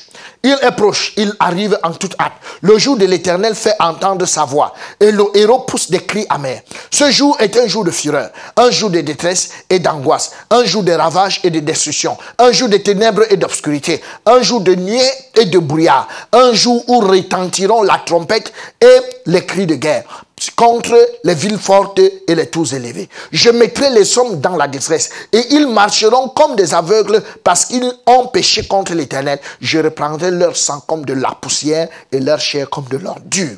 Ni leur argent, ni leur or ne pourront les délivrer au jour de la fureur de l'Éternel. Par le feu de sa jalousie, tout le pays sera consumé, car il détruira soudain tous les habitants du pays. Alors, pour ceux qui sont aujourd'hui à la recherche des biens matériels, Dieu est en train de nous mettre en garde. Et il nous fait savoir qu'il va tout détruire par le feu. Il a réservé ce monde pour le détruire par le feu. Mais malheureusement, au lieu que les gens cherchent à sauver leurs âmes, eux, ils sont là à la recherche des biens matériels. Et Dieu nous dit ici, ni leur or, ni leur argent ne pourra les sauver au jour de la fureur de l'Éternel. Donc ça, c'est prévu. Dieu va tout détruire par le feu. Aujourd'hui, l'Église, la parole que nous vous apportons, c'est pour que vos âmes soient sauvées et que vous puissiez vivre éternellement. Alors, la troisième évidence que je voudrais vous amener aujourd'hui, c'est l'Exode. Genèse chapitre 12, verset 1. Est-ce qu'il y a eu Exode? Genèse 12, verset 1, la Bible dit, l'Éternel dit à Abraham, va-t'en de ton pays, de ta patrie et de la maison de ton père, dans le pays que je te montrerai. Alors, Dieu appelle Abraham, qui est l'ancêtre des Juifs. Et là, quand il les appelle, il dit, je ferai de toi une grande nation et je bénirai ton nom. Je rendrai ton nom grand et tu seras une source de bénédiction. Donc, quand il appelle Abraham, celui qui dit à Abraham ce qu'il sera. Abraham ne s'est pas mis à genoux pour dire, bénis-moi. Vraiment, comme tu m'as appelé, bénis-moi, afin que tout le monde sache que tu m'as appelé. Non, non, non, non, non, non. C'est lui qui a appelé Abraham et c'est lui qui dit ce qu'il va faire d'Abraham. Alors, il promet à Abraham, lui-même de son propre gré, Dieu, il promet à Abraham un territoire, il lui promet une grande nation et il lui promet également des bénédictions. Alors, Abraham, lui, va donner naissance à Isaac. Isaac va donner naissance à Jacob et Jacob va donner naissance aux 12 fils qui vont donc se retrouver en esclavage en Israël. Est-ce qu'ils se sont vraiment retrouvés en esclavage en Israël? Ça, c'est notre question. Oui, par ces peintures rupestres, on peut avoir ces peintures qu'on a retrouvées en Égypte qui montrent l'esclavage des Juifs en Égypte. Et vous pouvez voir dans ces peintures rupestres comment est-ce qu'ils ont souffert. Ils ont souffert pendant qu'ils bâtissaient les grandes villes de Ramsès. Alors, Dieu va entendre les cris de ses enfants en Israël et il va décider de venir les chercher. Exode chapitre 13, verset 17. La Bible nous dit, lorsque Pharaon laissa aller le peuple, Dieu ne le conduisit point. Dieu ne le conduisit point par le chemin du pays des Philistins, quoique le plus proche. Car Dieu dit, le peuple pourrait se repentir en voyant la guerre et retourner en Égypte. Donc, il pouvait bien quitter l'Égypte pour se rendre à Canaan. Il pouvait faire 11 jours de marche. Mais ce chemin était trop court. Mais Dieu a estimé que là, ils vont rencontrer les Philistins en route. Et ayant rencontré les Philistins en route, ils peuvent rentrer. Dieu a donc décidé de prendre le chemin le plus long. Et le chemin le plus long. Aujourd'hui aussi, beaucoup de gens veulent prendre le court chemin pour être nés de nouveau. Non, nous devons écouter la parole du matin jusqu'au soir, mesdames et messieurs. Alors, mais Dieu fit faire au peuple un détour par le chemin du désert, vers la mer Rouge. Les enfants d'Israël montèrent en armes hors du pays d'Égypte. Donc nous voyons là, ils vont donc partir de Sukkot. Au lieu de partir de Sukkot immédiatement, donc ils seraient partis ici de Sukkot pour se rendre directement ici à Canaan, à ce point rouge. Mais au lieu d'aller tout droit, ça aurait pu faire 11 jours, mais ils vont plutôt partir de Sukkot ici et ils vont descendre à Étam. Et quand ils arrivent à Étam, ils descendent à Pi-Hahiroth. Alors, quand ils arrivent donc à Pi-Hahiroth, nous pouvons donc lire, ils partent de Sukkot et ils campaient à Étam. À Étam, à l'extérieur du désert. Donc, quand ils vont donc camper à Étam, donc quand ils sont donc à Étam, de Étam, ils descendent à Pi-Hahiroth. Et Pi-Hahiroth, la Bible nous dit, l'Éternel allait devant eux. le jour dans une colonne de nuée pour les guider dans leur chemin et la nuit dans une colonne de feu pour les éclairer afin qu'ils marchassent jour et nuit. Alors, parle aux enfants d'Israël qu'ils se détournent et qu'ils campent devant Pi-Hahiroth, entre Migdol et la mer. Entre Migdol et la mer, vis-à-vis de Baal-Shepham. C'est en face de ce lieu que vous camperez près de la mer. Alors, ils vont donc arriver à Migdol. Donc, pendant qu'ils arrivent donc à Migdol, ils vont donc arriver à Migdol et après, ils vont traverser Migdol pour prendre la plage en face de Baal-Shepham. Et voilà cette plage ici. Donc, ils vont donc prendre cette plage. Alors, qu'est-ce que nous pouvons donc remarquer? Nous pouvons remarquer que pendant que Israël marche à quitter l'Égypte, Dieu s'est arrangé de manière que de ce côté, à droite, il y a les montagnes, à gauche, il y a les montagnes. Qu'est-ce que ça veut dire? Le peuple d'Israël ne peut être attaqué ni à gauche, ni à droite. Ils sont en sécurité. Et derrière, il y a Dieu lui-même. Et devant, il y a Dieu. Donc, ça veut donc dire que quand Dieu te sauve, Dieu lui-même s'occupe de ta sécurité. La seule chose, la seule preuve aujourd'hui que vous pouvez vous rendre compte que vous n'êtes pas encore sauvé, c'est que depuis que vous avez été sauvé, vous avez donné votre vie à Jésus, vous avez fait ceci, vous ne dormez même pas. Puisque au milieu de la nuit, vous devez vous lever pour essayer de protéger votre vie. Non, non, non, non, c'est pas comme ça. Quand Dieu sauve un homme, lui-même s'occupe de la sécurité de cet homme, comme il pouvait s'occuper de la sécurité d'Israël. Et il va les amener tous ceux qui sont tous ceux qui sont sauvés passent par le même chemin. C'est très étonnant aujourd'hui parce que on se rend compte que quand quelqu'un dit qu'il est sauvé, on va aller se rendre compte que il a été sauvé, mais ayant été sauvé, il est aujourd'hui en train de se battre lui-même pour être sauvé. Il se bat pour faire ci, pour faire ça. C'est très lamentable. Donc, mesdames et messieurs, on peut donc comprendre avec aisance que quand Dieu décide de sauver un peuple, il les fait passer tous par le même chemin. Ils passent tous par le même chemin. On ne peut pas entendre aujourd'hui, tu es sauvé, j'ai donné ma vie à Jésus. Toi aussi tu es sauvé, oui, j'ai reçu Jésus dans mon cœur. Toi aussi tu es sauvé, non, j'ai eu une vision, Dieu m'a parlé dans la nuit, dans les rêves. Mais attendez, si Dieu vous a parlé, et que vous-même vous voulez sauver les gens, amenez-les là où Dieu vous a parlé pour que Dieu leur parle aussi. C'est ça qui est juste. Dieu ne peut pas t'avoir parlé dans les rêves, ou bien Dieu t'a parlé dans la brousse, ou bien Dieu t'a parlé quelque part, et maintenant quand toi tu viens sauver les gens, tu leur dis que répétez après moi. C'est injuste. Dieu t'a parlé, Dieu t'a sauvé en te parlant. Si Dieu t'a sauvé en te parlant, sauve tout le reste des gens en amenant Dieu à leur parler. C'est ça qui est juste. Mais nous pouvons donc nous rendre compte que celui que Dieu a sauvé, eux tous passent par le même chemin. Ils vont donc arriver à cette plage qui est entre Migdol et la mer. Et d'arriver à cette plage, j'ai fait des recherches pour vous. Ce n'est pas pendant que le peuple marchait que Dieu a prêté ça. Dieu savait que le peuple passerait par là et c'est pour ça qu'il a prêté cet endroit, cette plage. Et cette plage aujourd'hui, voilà une photo exacte de cet endroit. Et cette plage aujourd'hui, je l'ai mesurée pour vous. Et vous pouvez donc vous rendre compte parce que ça a environ 9 km de long et 6 km de large. Ça, c'est cette plage-là. Une plage d'environ 52 km². Donc, Dieu avait prévu ça parce qu'il savait qu'il allait amener 600 hommes. Sans compter les femmes et les enfants. Non, ça fait environ 2 millions de personnes. Il va les amener à cet endroit. Et quand il va les amener à cet endroit, c'est là qu'ils vont camper en attendant de traverser la mer Rouge. Et là, nous avons la mer Rouge en face. Et quand on regarde la mer Rouge, on est fort étonné de se rendre compte. Vous voyez un peu, en faisant une coupe longitudinale de la mer, et en faisant ce qu'on appelle en mettant ce qu'on appelle les courbes altimétriques. Donc quand on fait l'altimétrie, on se rend compte que vers le haut ici, vers le haut de la mer Rouge ici, vous voyez des ronds. Donc ça veut dire que c'était trop profond.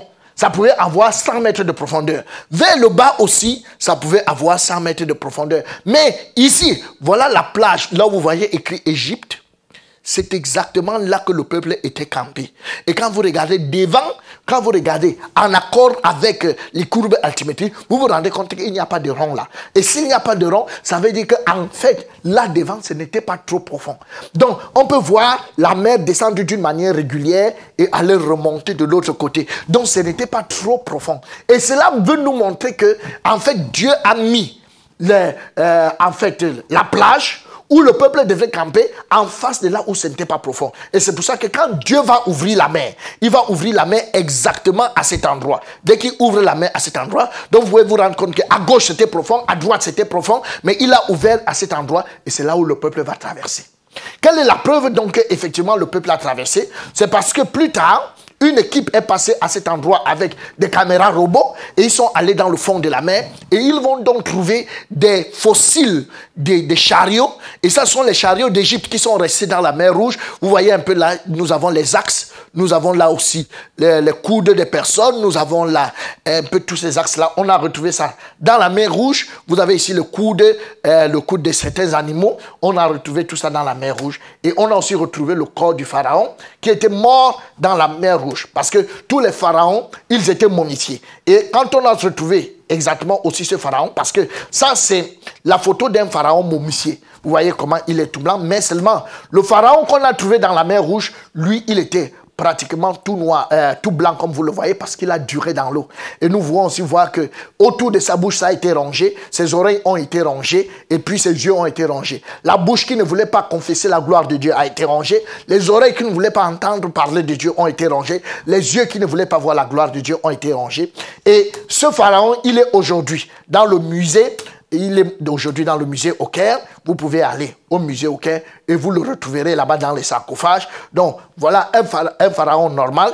Et voilà le pharaon Merefta qui est mort pendant la traversée de la mer Rouge. Or, tout ceci, c'est une évidence que, effectivement, nous pouvons conclure par ces faits historiques que, effectivement, le jardin d'Éden est vrai, l'arche de Noé est vrai et l'Exode est également vrai. C'est vrai aussi pour la tour de Babel, mais nous ne l'avons pas vu. L'Exode est vrai. Ça veut donc dire qu'effectivement, toute la Bible est vraie. Et si toute la Bible est vraie, nous devons faire attention parce que la fin de toute chose est proche. Alors maintenant, nous allons continuer de connaître Dieu. Là, nous avons connu Dieu par les faits historiques. Maintenant, nous allons connaître Dieu dans sa relation avec son peuple. Et dans sa relation avec son peuple, quel est le peuple avec qui Dieu a vécu? Dieu a vécu avec Israël, afin que, si quelqu'un veut connaître Dieu, il part regarder comment Dieu vivait avec Israël. Alors, quand il va examiner comment Dieu vit avec Israël, il va comprendre qui est Dieu. C'est pour ça que nous, aujourd'hui, nous voulons connaître le seul vrai Dieu.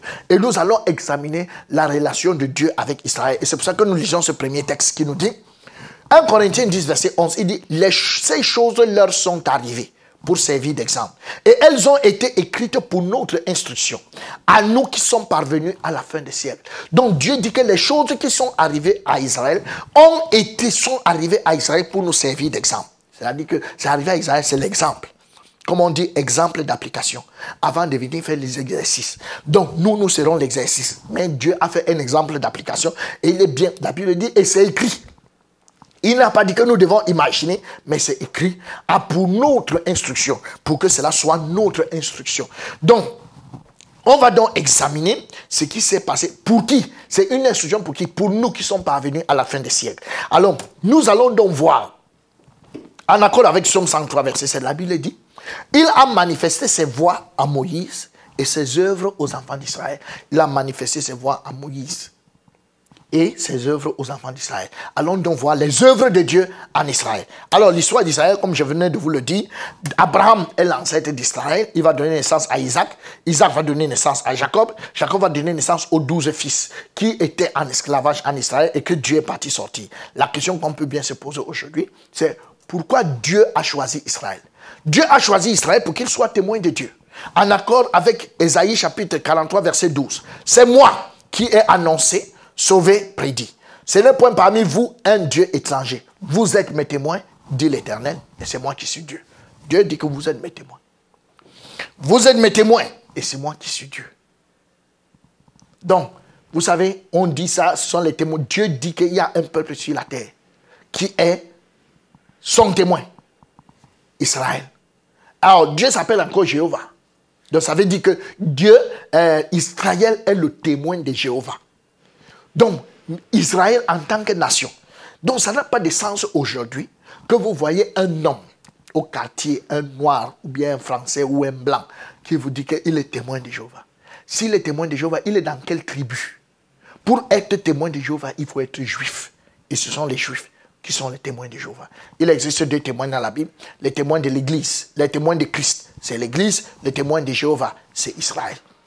Alors, Pourquoi Dieu choisit Israël? Dieu choisit Israël parce que c'est la plus petite des nations. La plus petite des nations, pourquoi?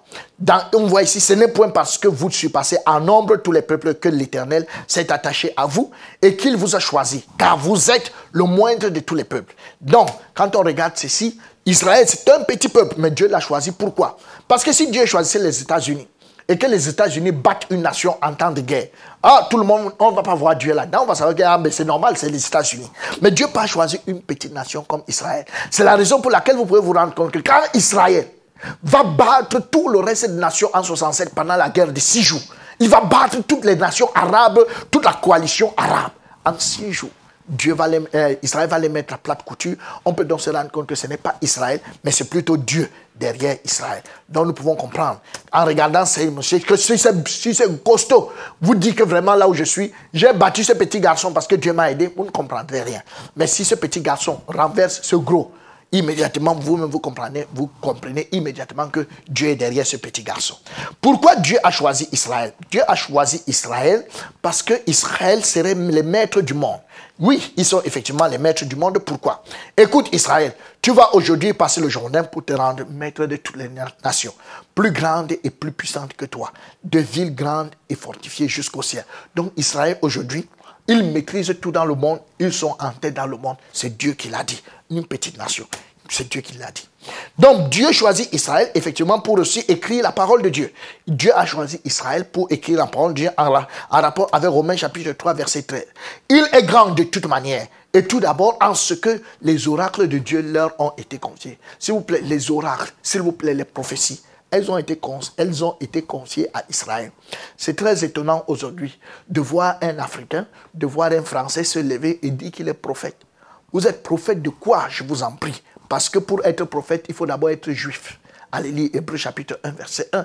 Parce que c'est à eux que les oracles ont été confiés. Ça ne nous a pas été confié. Le salut vient d'Israël. Pour nous aujourd'hui, notre prophétie consistait à lire, à dire « il est écrit ».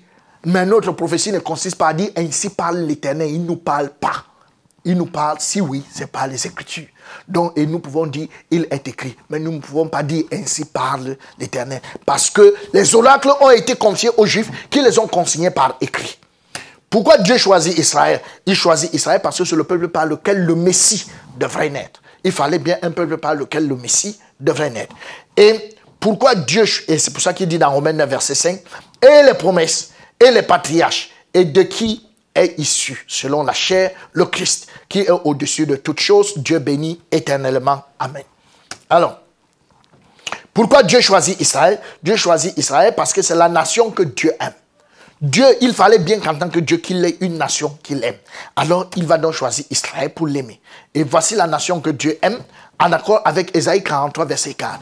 Parce que tu as du prix à mes yeux, parce que tu es honoré, et que je t'aime. Je donne les hommes à ta place et des peuples pour ta vie. Dieu dit que je donne, parce que tu as du prix à mes yeux, parce que tu es honoré et que je t'aime, je donne des peuples des hommes à ta place et des peuples pour ta vie. Il donne des peuples pour sa vie. Des peuples. Je t'aime. Dieu a dit à Israël, je t'aime. Alors, observons bien. Dieu dit à Israël, je t'aime. Et voici Israël. Et quand nous regardons Israël, là où Israël est localisé, donc de part et d'autre, nous voyons que partout nous avons le Liban, la Syrie, la Jordanie, l'Égypte, la mer Rouge. Donc, Dieu dit qu'il aime Israël. Mais regardez l'amour de Dieu. C'est Dieu qui localise, qui donne des territoires à toutes les nations. Et regardez là où il s'en va localiser Israël. Il localise Israël au milieu des pays arabes. Donc, tous les pays qui sont tout autour d'Israël sont des pays arabes. Et quand les Arabes se lèvent le matin, leur prière est de savoir, Dieu, accorde-moi un moyen, comment je peux effacer Israël de cette terre. Mais comment Dieu peut dire qu'il aime Israël? Et il prend Israël pour aller mettre au milieu de ses ennemis. C'est un enseignement qu'il nous faut bien comprendre. Pourquoi Dieu est parti mettre Israël au milieu de ses ennemis alors qu'il aime Israël? Si une maman donne naissance à son enfant, quand elle a donné naissance à son enfant, si elle veut, et c'est pour ça que généralement chez nous en Afrique, quand une maman met son enfant au monde, elle va acheter des serviettes neuves, elle achète des draps neufs, tout, parce qu'elle ne veut pas qu'un microbe attaque son enfant. Mais Dieu, lui, il dit qu'il aime Israël, mais il met Israël au milieu de ses ennemis. Pourquoi? Le premier enseignement que nous devons voir dans cet exemple, puisque c'est pour nous que ça a été fait. C'était donc pour montrer à Israël que le nombre de tes ennemis n'est pas un problème. Mais si je suis avec toi, le nombre de ses ennemis ne veut rien dire. Donc, il veut montrer à Israël que si je suis avec toi, c'est suffisant. Rien à faire. Tu auras la victoire sur quelle quantité d'ennemis qu'ils soient. Mais si je ne suis pas avec toi, je vais utiliser ces ennemis pour aller contre toi. Ça, c'est pour ça qu'il dit, que dirions-nous donc à l'égard de ces choses? Si Dieu est pour nous, qui sera contre nous? Et ceci devient directement un enseignement pour nous. Mesdames et messieurs, permettez-moi de vous le dire. Alors, qui a envoyé l'homme sur la terre? C'est bel et bien Dieu. Bon, maintenant, Dieu a trouvé que la terre, c'est un endroit où l'homme peut bien vivre. Et vous savez que dans l'univers, il y a plusieurs planètes. Planètes, Jupiter, Mars, il y a tout ça là, toutes ces planètes. Mais la terre est l'endroit où Dieu a trouvé bon que l'homme peut vivre. Mais maintenant, il y a la guerre au ciel avec Satan qui a amené le désordre. Dieu décide donc de chasser Satan du ciel. De vous savoir, Dieu aurait pu l'envoyer sur une autre planète, disant que non, sur la terre, l'homme y est déjà. Pas besoin que l'homme vienne encore et que Satan vienne sur la terre. Mieux, l'homme vit sur la terre et que Satan aille sur Jupiter. Mais Dieu a amené encore Satan sur la même terre où se trouve l'homme. Alors, Satan et ses démons sont venus trouver l'homme sur la terre. Qu'est-ce que nous devrons comprendre par là? Donc, Dieu veut donc montrer à l'homme que, même comme il y a Satan et les démons sur la terre, leur présence n'est rien. Parce que si je suis avec toi, Satan et les démons ne sont pas un problème. Mais si je ne suis pas avec toi, je vais utiliser encore Satan et les démons pour te nuire. C'est la raison pour laquelle donc Dieu peut nous dire clairement que quand l'Éternel approuve les voies d'un homme, il dispose favorablement en sa faveur à son égard, même ses ennemis. Donc si Dieu est d'accord avec moi, même mon ennemi qui est Satan, Dieu s'en occupe. Alors, pour qu'il soit d'accord avec moi, il faut que je sois né de nouveau. Et ça, là, il faut bien que nous le comprenions. Que c'est Dieu qui gère toutes ces choses. Mais malheureusement, aujourd'hui, Satan et les démons sont arrivés. Et Israël aussi avait fait cette erreur. Au lieu de se rassurer, est-ce que Dieu est avec moi? Ils ne se sont pas rassurés si Dieu est avec eux. Ils ont plutôt commencé à combattre les ennemis. La même chose se passe aujourd'hui. Plusieurs, soi-disant chrétiens, au lieu de chercher à savoir est-ce que Dieu est avec moi, ils ne se préoccupent pas de savoir si Dieu est avec eux. Tout ce qu'ils ont trouvé comme travail, c'est de chasser Satan. Ils chassent Satan le matin, ils chassent les démons le soir, ils chassent Satan le matin, ils chassent Satan le soir. Vous pouvez donc vous rendre compte. Le matin, il s'est levé, il a lié Satan. Le soir, avant d'aller dormir, il va encore lier Satan. À minuit, il se lève, il lie encore Satan. L'autre matin, quand il se lève, il y a encore Satan, il ne se pose pas la question. Je l'ai d'abord lié hier, qu'il a délié entre temps. Et c'est comme ça qu'on chasse Satan en Amérique, on chasse Satan en France, on chasse Satan en Afrique, mais Satan est toujours là. Un seul Satan. Plusieurs chrétiens le chassent. Avec Jésus derrière eux, mais Satan est toujours là. Vous ne vous trouvez pas que c'est un problème? Vous-même, vous vous rendez compte que vous êtes sur la terre. C'est Dieu qui vous envoie sur la terre. Dieu envoie Satan sur la terre. Vous, appelons le pasteur comme ça. Le président prend un décret, c'est lui le président, c'est Dieu. Et puis maintenant, le pasteur, lui, il est là, un sous-préfet. Et le sous-préfet décide que non, tu ne vas pas rester ici. Donc, le président décide d'envoyer Satan sur la terre. Et toi, le petit sous-préfet de Dieu, tu dis, j'ai décidé que toi, Satan, tu ne resteras pas sur la terre. Je te prends et j'enferme dans les abîmes. Et ils font ce travail depuis des années. Mesdames et messieurs, en arrivant sur cette terre, vous allez trouver que vos parents chassaient le diable. Ils sont morts, le diable est toujours là. Vous-même, vous allez chasser le diable, il sera toujours là. Est-ce que vous ne comprenez pas qu'il y a une erreur dans cette affaire? Il y a une mécompréhension. Il y a une mauvaise compréhension des Écritures. Le problème n'est pas Satan et ses démons, mais le problème c'est de savoir est-ce que je suis avec Dieu. Si je suis avec Dieu, Dieu dispose favorablement même mes ennemis. En ce qui me concerne, là où je suis aujourd'hui, puisque je suis avec Dieu, non, il n'y a pas de problème. Je peux aller dans mon village en paix. Ce sont même les sorciers qui vont venir me servir. Parce que Dieu est avec moi. Il dispose favorablement même mes ennemis. Allez voir qui a donné à manger à Élie. Et regardons ce texte pour mieux comprendre. Dans Job chapitre 1 verset 6, la Bible nous dit: Or, les fils de Dieu vinrent un jour se présenter devant l'Éternel. Et Satan vint aussi au milieu d'eux. Et on dit, Dieu, les fils de Dieu vinrent un jour se présenter devant l'Éternel. Et Satan est aussi venu. Écoutez-moi très bien. Une réunion devant l'Éternel et Satan vient. C'est fort étonnant. Donc Satan assiste à une réunion devant l'Éternel. Vous avez assisté à une réunion devant l'Éternel? Non. Satan assiste à une réunion devant l'Éternel. Alors, quand il vient, écoutez ce qui se passe. L'Éternel dit à Satan, s'il vous plaît, c'est l'Éternel qui lui adresse la parole en premier lieu. Il dit, d'où viens-tu? Et Satan répondit à l'Éternel, de parcourir la terre et de m'y promener. Donc, Satan, Dieu lui pose la question, tu sors d'où? Il dit, j'ai parcouru la terre et puis, subitement, j'ai appris qu'il y a une réunion et je suis venu. Alors, étant donc là, étant donc à la réunion, Dieu lui pose la question. L'Éternel dit à Satan, as-tu remarqué mon serviteur Job? Il n'y a personne comme lui sur la terre. C'est un homme intègre, droit, craignant Dieu. Qui amène le nom de Job dans la conversation? C'est Dieu. Dieu amène le nom de Job dans la conversation et il lui demande que, est-ce que tu connais mon serviteur Job? Est-ce que tu vois comment il me sert? Bon, Satan lui dit que, mais attends, et Satan répondit à l'Éternel, est-ce d'une manière désintéressée que Job craint Dieu? Est-ce qu'il te craint d'une manière désintéressée? Mais là, tu vas protéger lui, sa maison et tout ce qui lui appartient. Tu as béni l'œuvre de ses mains. Comment est-ce que Satan sait que Dieu a toujours protégé Job? Satan le sait parce que à plusieurs reprises, il a essayé d'attaquer Job, mais il s'est rendu compte qu'il y avait une main protectrice. De la même manière, vous, là où vous êtes là, aujourd'hui, on vous dit, vous avez 30 ans, vous avez 20 ans. On vous dit que vraiment, si vous ne priez pas avant de dormir, vraiment vous serez détruit. Vraiment, Satan va vous attaquer, Satan va vous tuer. Est-ce que ce n'est pas un peu exagéré? De vous à moi, les sorciers qui sont dans votre famille existaient depuis. Quand vous êtes né, vous étiez encore bébé. Est-ce que vous priez pour votre sécurité? Votre maman même était peut-être païenne. Personne ne priait pour vous. Vous pensez que vous avez survécu comment? Pas face à ces sorciers. Ils vous portaient, ils peuvent vous caresser. Mais vous avez survécu comment? Parce que les yeux de l'Éternel étaient sur vous. Il vous a protégé.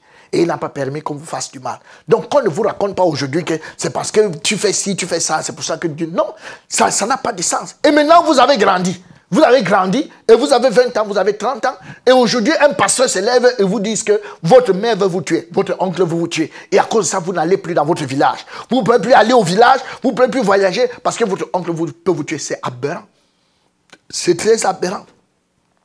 Il veut vous tuer comment? Personne. La Bible dit qu'aucun cheveu de notre tête ne peut tomber si Dieu le l'approuve. Alors, nous avons besoin de le comprendre. Et ici, nous, avec le cas de Job, Satan reconnaît que lui, on ne peut pas toucher à Job parce que Dieu le protège. Et Dieu vous protège depuis trop longtemps. Ça, là, il ne vous a pas demandé votre avis, mais c'est lui qui assure votre protection parce que s'il vous lâche, vous ne survivrez pas. Alors, Satan fait donc une proposition à Dieu. Il dit à Dieu, mais étends ta main. Étends ta main, touche à tout ce qui lui appartient et je suis sûr qu'il te maudit en face. Il dit à Dieu d'étendre sa main parce que lui, Satan, ne peut pas étendre sa main. Il peut étendre sa main, mais sa main ne prospérera pas tant que Dieu est là. Alors, la Bible nous dit donc, l'Éternel dit à Satan, voici, tout ce qui lui appartient, je te le livre. Seulement, ne porte pas ta main, ne porte pas la main sur lui. Et Satan se retira de devant la face de l'Éternel. C'est très étonnant, mes chers amis. Aujourd'hui, vous entendez des personnes qui rentrent dans un culte et ils veulent commencer le culte et ils disent que maintenant, il faut d'abord que Satan sorte. Il faut d'abord que Satan et ses démons, ils vont d'abord assainir le milieu. Mais quelle est cette histoire? Vous entrez dans votre maison, il fait noir. Et vous voulez qu'il y ait la lumière, vous chassez d'abord l'obscurité avant de mettre la lumière. Mettez la lumière et l'obscurité sortira. Alors ici, Satan est tout. Vous vous rendez compte que Satan ne peut absolument rien dans la vie de quelqu'un. Et l'Éternel dit à Satan, voici. Tout ce que Job a, je te le livre. C'est moi, Dieu, qui te le livre. Alors, voici, tu vas toucher d'ici jusque-là, mais seulement ne porte pas la main sur lui. Alors, Satan vient maintenant avec l'ordre de Dieu pour toucher la vie de Job. Et maintenant, on va dire, les malheurs qui sont survenus dans la vie de Job, ça vient de qui? Est-ce que ça vient de Satan? Non. Ça vient de Dieu. C'est pour ça que nous pouvons conclure aisément. Lamentation 3.37, qui dira qu'une chose arrive sans que le Seigneur l'ait ordonné. N'est-ce pas de la volonté du Très-Haut que viennent les maux et les biens? Les maux et les biens. Maux, c'est le pluriel de mal. Le mal et le bien viennent de Dieu. C'est Dieu qui dit. Dieu ne s'est pas caché pour ça. Il dit, le mal vient de Dieu, le bien vient de Dieu. C'est lui qui fait toutes ces choses. Mais on a attribué tout le mal à Satan et on a attribué tout le bien à Dieu. Mais je voudrais vous dire, si depuis longtemps vous avez cru que le mal vient de Satan et le bien vient de Dieu, c'est que vous n'êtes pas né de nouveau. Parce que vous ne connaissez pas Dieu. En fait, le seul vrai Dieu, le mal et le bien viennent de lui. Et si le mal et le bien viennent de lui, vous pouvez bien voir. Je forme la lumière et je crée les ténèbres. C'est Dieu qui dit. Je donne la prospérité et je crée l'adversité. Moi, l'Éternel, j'ai fait toutes ces choses. C'est lui, l'Éternel. Il dit qu'il fait toutes ces choses. Regardez 1 Samuel 2, verset 6. Il dit, l'Éternel fait mourir et il fait vivre. Il fait descendre au séjour des morts et il en fait remonter. Il dit que c'est lui, l'Éternel, qui fait toutes ces choses. Mais Dans au quartier, les gens disent, non, le bien vient de Dieu, le mal vient de Satan. C'est pour ça que nous allons lutter contre Satan. Non, c'est une erreur. C'est une erreur. La Bible dit, 1 Samuel 2,7, l'Éternel appauvrit et il enrichit, il abaisse et il élève.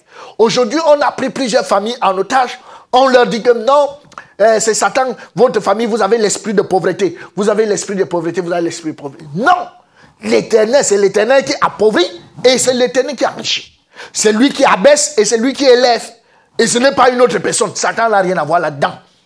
De la poussière, il retire le pauvre. Du fumier, il retire l'indigent. Pour les faire asseoir avec les grands. Et il leur donne en partage un trône de gloire. Car à l'Éternel sont les colonnes de la terre. Et c'est sur elles qu'il a posé le monde. C'est toujours l'Éternel qui parle.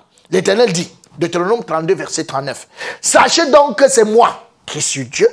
Et qu'il n'y a point de Dieu près de moi. Je fais vivre et je fais mourir. Je blesse et je guéris. Et personne ne délivre de ma main. Mesdames et messieurs, vous pouvez vous rendre compte, quand vous allez dans nos villages en Afrique, vous allez vous rendre compte que un homme ne meurt jamais pour rien. Et on pose toujours la question, qui a tué? Ouais, qui a tué cet homme? Ouais, qui a tué cet homme? Mais Dieu vous donne la réponse aujourd'hui. Il dit, c'est moi qui tue. Et c'est moi qui fais vivre. Alors si quelqu'un n'est pas content, qu'il aille le voir. Donc, quand il décide de tuer quelqu'un, il va donc utiliser un moyen, comme ici.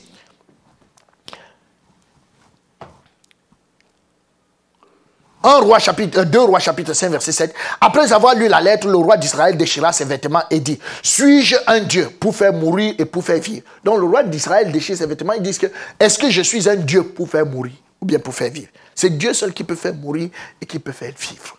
Donc il faut que nous puissions l'avoir dans notre tête, clairement, et de cesser de croire que, de donner tous ces pouvoirs qu'on donne à Satan. Alors, Israël, à un moment donné, n'avait pas compris, comme beaucoup de gens n'ont pas compris aujourd'hui. Pourquoi? Quand Dieu appelle Israël, Dieu fait une alliance avec Israël dans Deutéronome 28. Et dans cette alliance, il dit à Israël, si tu obéis, je te bénis. Si tu désobéis, je te maudis. Mais si tu te repens, je te restaure, je te pardonne. Ça, c'est la convention qu'il a, l'alliance qu'il a avec Israël. Mais nous allons voir que, donc avec Israël, les choses iront bien. Pendant les 3 premiers rois qui vont exister, c'est-à-dire Saül, David et Salomon. Ils ont régné chacun 40 ans. Et alors, pendant ces temps, Israël sera dans un semblant d'obéissance. Mais avec Salomon qui va épouser plusieurs femmes, il va entraîner tout Israël dans l'idolâtrie. Et alors Dieu va décider de ne pas diviser la nation pendant qu'il est encore vivant, mais à sa mort, Dieu va diviser la nation en deux. Il y aura Israël nord, au nord 10 nations et au sud 2. La Judée. Et toutes ces nations, tout Israël sera donc mis sous domination. Sous domination assyrienne, sous domination babylonienne, sous domination de la Perse, sous domination de la Grèce en 336 avant Jésus-Christ et sous domination de Rome en 168 avant Jésus-Christ. Donc quand Jésus va naître pendant que Israël est sous domination romaine. Pourquoi sous domination romaine? Le peuple juif ne s'est pas demandé, mais pourquoi nous sommes dominés par les autres nations? Est-ce qu'on doit se retourner vers l'Éternel? Ils ne sont pas inquiétés pour ça. Eux, ils ont trouvé plutôt, au lieu de se tourner vers l'Éternel, ils ont trouvé plutôt bon de combattre les Romains. C'est la même chose aujourd'hui. Les gens sont sur cette terre. Ils souffrent de beaucoup de choses. Au lieu de se tourner vers Dieu, pour dire, Seigneur, nous voici aujourd'hui. Il faudrait que nous retournions vers toi. Instruis-nous. Montre-nous ta face. Montre-nous qui tu es. Non. Ils ont trouvé plutôt de combattre Satan. Dans leur travail, non, c'est de combattre Satan. Les maladies, c'est Satan qui est à l'origine. Ma souffrance, c'est Satan qui est à l'origine. Telle chose, c'est Satan qui est à l'origine. Et il combat Satan jour et nuit avec les armes conventionnelles et les armes non conventionnelles. Quand Jésus vient, lui-même, il trouve cet état de choses et il fait savoir à ces gens. Mes chers amis, Matthieu 10, verset 28. Ne craignez pas ceux qui tuent le corps et qui ne peuvent tuer l'âme, mais craignez plutôt celui qui peut faire périr l'âme et le corps dans la chaîne. Donc, ça ne vous sert à rien de combattre les Romains. Les Romains ne peuvent tuer que votre corps. Ils ne peuvent pas tuer votre âme. Ils ne peuvent pas vous envoyer en enfer. Craignez celui qui peut vous envoyer en enfer. Pourquoi? Si même les Romains vous tuent et que vous êtes né de nouveau, s'il a dit que vous soyez né de nouveau et qu'un Romain te tue, tu meurs, tu vas au ciel. Donc, si tu meurs, tu vas au ciel. Qu'est-ce que le diable a gagné? Rien. Mais si tu meurs, tu vas en enfer parce que le travail du diable, c'est que vous soyez en enfer avec lui. Il leur a donc dit que non, ne vous inquiétez pas de ça, ne craignez pas ce qui tue le corps. Vous êtes aujourd'hui, vous luttez contre le célibat, vous luttez contre les maladies, vous luttez contre les sorciers. Les sorciers tuent quoi? Les sorciers tuent le corps. Les maladies tuent quoi? Les maladies tuent le corps. La famine tue quoi? La famine tue le corps. Et Toutes ces choses contre lesquelles vous luttez, ça tue le corps. Donc ne craignez pas ça. Mais rassurez-vous que votre esprit est sauvé, que vous êtes né de nouveau. Pour que même si ces choses vous tuent, que vous alliez au ciel. Mais le peuple ne comprenait pas. Et Jésus leur a parlé, il leur a dit, ne vous inquiétez donc point et ne dites pas. Que mangerons-nous? Que boirons-nous? De quoi serons-nous vêtus? Que ça ne soit pas votre priorité. Pourquoi? Car toutes ces choses, ce sont les païens qui les recherchent. Votre Père Céleste, c'est que vous en avez besoin. Aujourd'hui, dans les églises, les gens passent les nuits à prier, mais ils prient pourquoi? Ils prient pour rechercher de quoi ils seront vêtus, de ce qu'ils mangeront et tout. Et la Bible dit que ce sont les païens qui les recherchent. Ça veut donc dire qu'il y a plusieurs païens qui sont aujourd'hui dans des églises. Mais en ce qui concerne le peuple de Dieu, Dieu leur dit, ne vous inquiétez pas de ces choses. Non, non, non, non, non, ne vous tournez pas ces choses. N'appelez pas conjuration tout ce que ce peuple appelle conjuration. Ne craignez pas ce qu'il craint et ne soyez pas effrayés. Malheureusement, il y a des messages des démons aujourd'hui que des serviteurs de Satan apportent dans des églises.